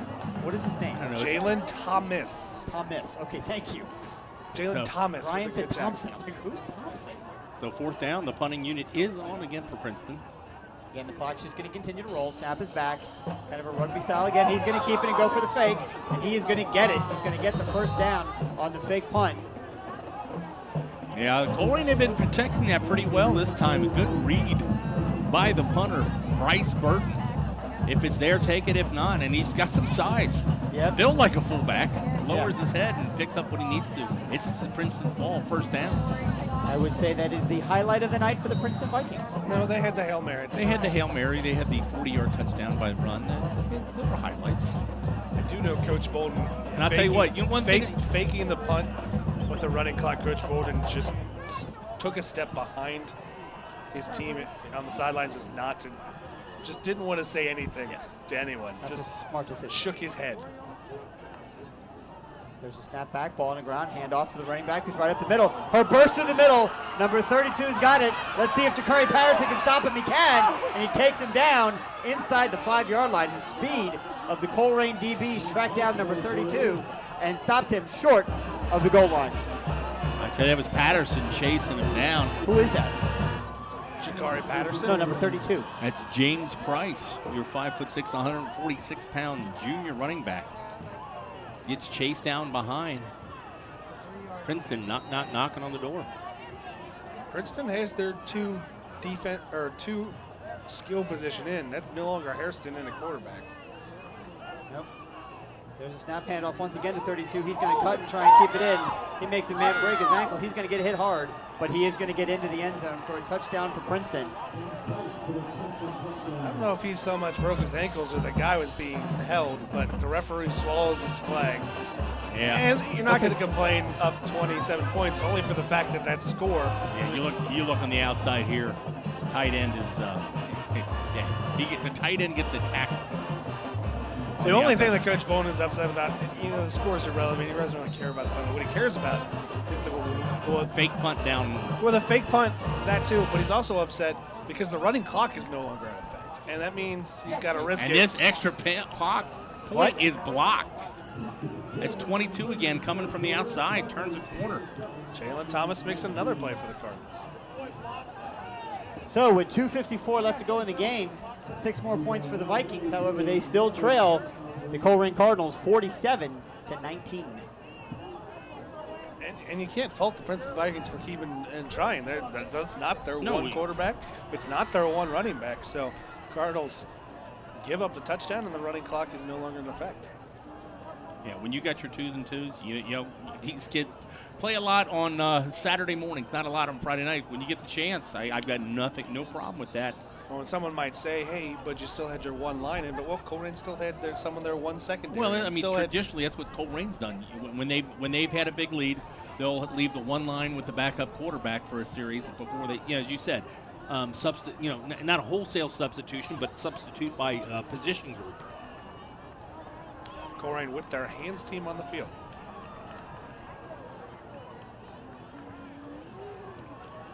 So they have a different kicker out there to attempt this. Sorry, we saw a fake punt. Do you think maybe we see a? They're lined up for an onside kick. They've got a different kicker than is kicked every time, and they have 7 of the 10 Nope, they have 6. There's an umpire. They're lined up for an onside 4, kick. 6, 8, 10, 12. Am I counting 13 people? 1, 2, 3, 4, 5, 6, 7, 8, 9, 10, 11. Okay, I missed. Okay, those guys. You're are just counting staying the guys on the sidelines. sidelines. Yeah, I know. Yep. Oh, he's actually kicking off.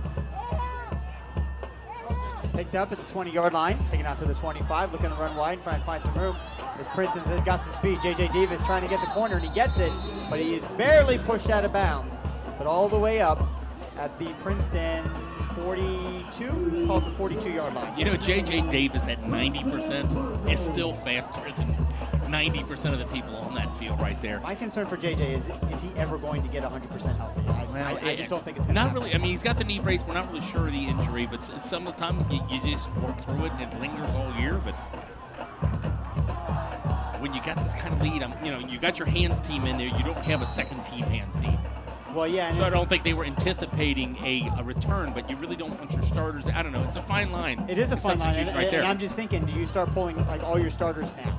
Like I see Sincere Jones is still out there. Yeah, J.J. Davis is still out there.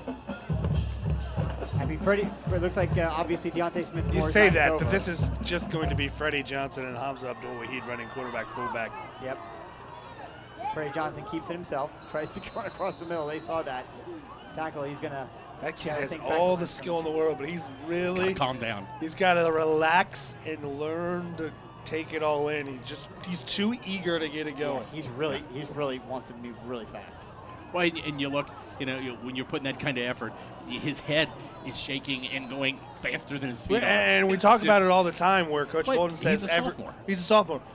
And he talks about how Deontay Smith-Moore goes 100 miles per hour. But he's going 100 miles per hour. Chaos. He's under control. He's going at 100%, but it's not 100% just out hair of on control. fire, yeah. We're going to come right up here, guys. There's a run up the middle. Wahid stays on his feet. He's going to get enough for the first down. That kid's just all the way out past the 45-yard line. He's trying to show himself now. Sincere, don't do it.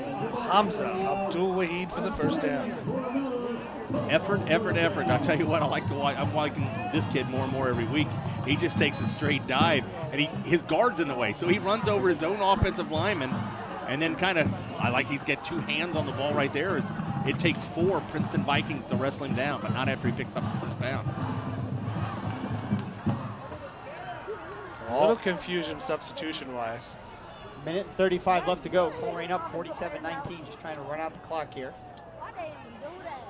Johnson takes the ball, hands it off. Once again, over the middle. Yeah, that's not even a read right there. It's straight dive at that point. Obviously, with a minute and 20 left, Colerain, no timeouts here, and Princeton's not going to try and stop the clock. As a reminder to all those listening on wearecolerain.com, we will be back here again next week. Hopefully the weather improves, as will WAYCROSS. I just want to pass that on as well. But the Colerain Cardinals welcome the Middletown Middies here at the Cage. Looking to move to 4-0 on the year after today's win. Fumble on the ground. Picked up by number 69. Yes. Who is not in the roster. Well, that's good. We're at that point in the game.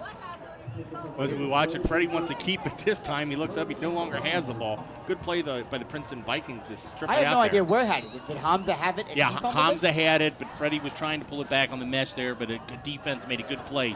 And that little indecision when it's between both of them made contact with the ball. But it is Colerain's ball, 3rd down and 5. More than likely the last play of the game. Under center, Freddie Jones takes it, runs around, looks for a little bit of room, stays on his feet. Freddie Johnson Freddie with Johnson. the first down. It won't matter, though, because the clock will roll, and that will do it. 5 seconds remain, and the clock can roll. The Colerain Cardinals opening GMC play tonight at home, taking on the previously undefeated Princeton Vikings. Walk away with a 47-19 victory, move to 3-0 on the year, and once again assert to the GMC, we are here and we're chasing our 19th championship in a row. For Brian and Brandon Wyatt, Jason Helfrich, the whole WeAreColerain.com team, the great volunteers and support of WAYCROSS Community Media. This is Chris Imanitis saying thanks for tuning in, and we'll see you next week right back here for Colerain Cardinal football.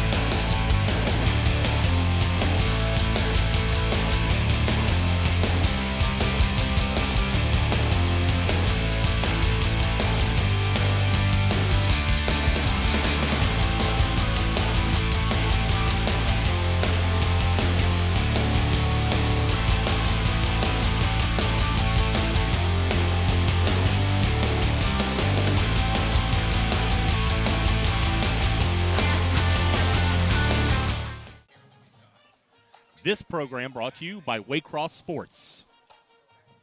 Fusible. The Driver Ed Academy. Anderson Automatic Heating and Cooling. Mallaley's Detail Specialists. CSL Plasma. Ken Smith, a State Farm agent. And Joseph Toyota. To purchase a new car is an easy one, but deciding on which car to buy and who to buy from can leave you feeling overwhelmed. Simplify your options by choosing Joseph Toyota of Cincinnati. Since 2014, Joseph Toyota has been named #1 in customer satisfaction in the tri-state area. When you make the decision to shop Joseph Toyota of Cincinnati, you won't leave disappointed. It's our goal to have each customer who enters our dealership leave with a smile. Experience it for yourself. Stop into Joseph Toyota of Cincinnati today.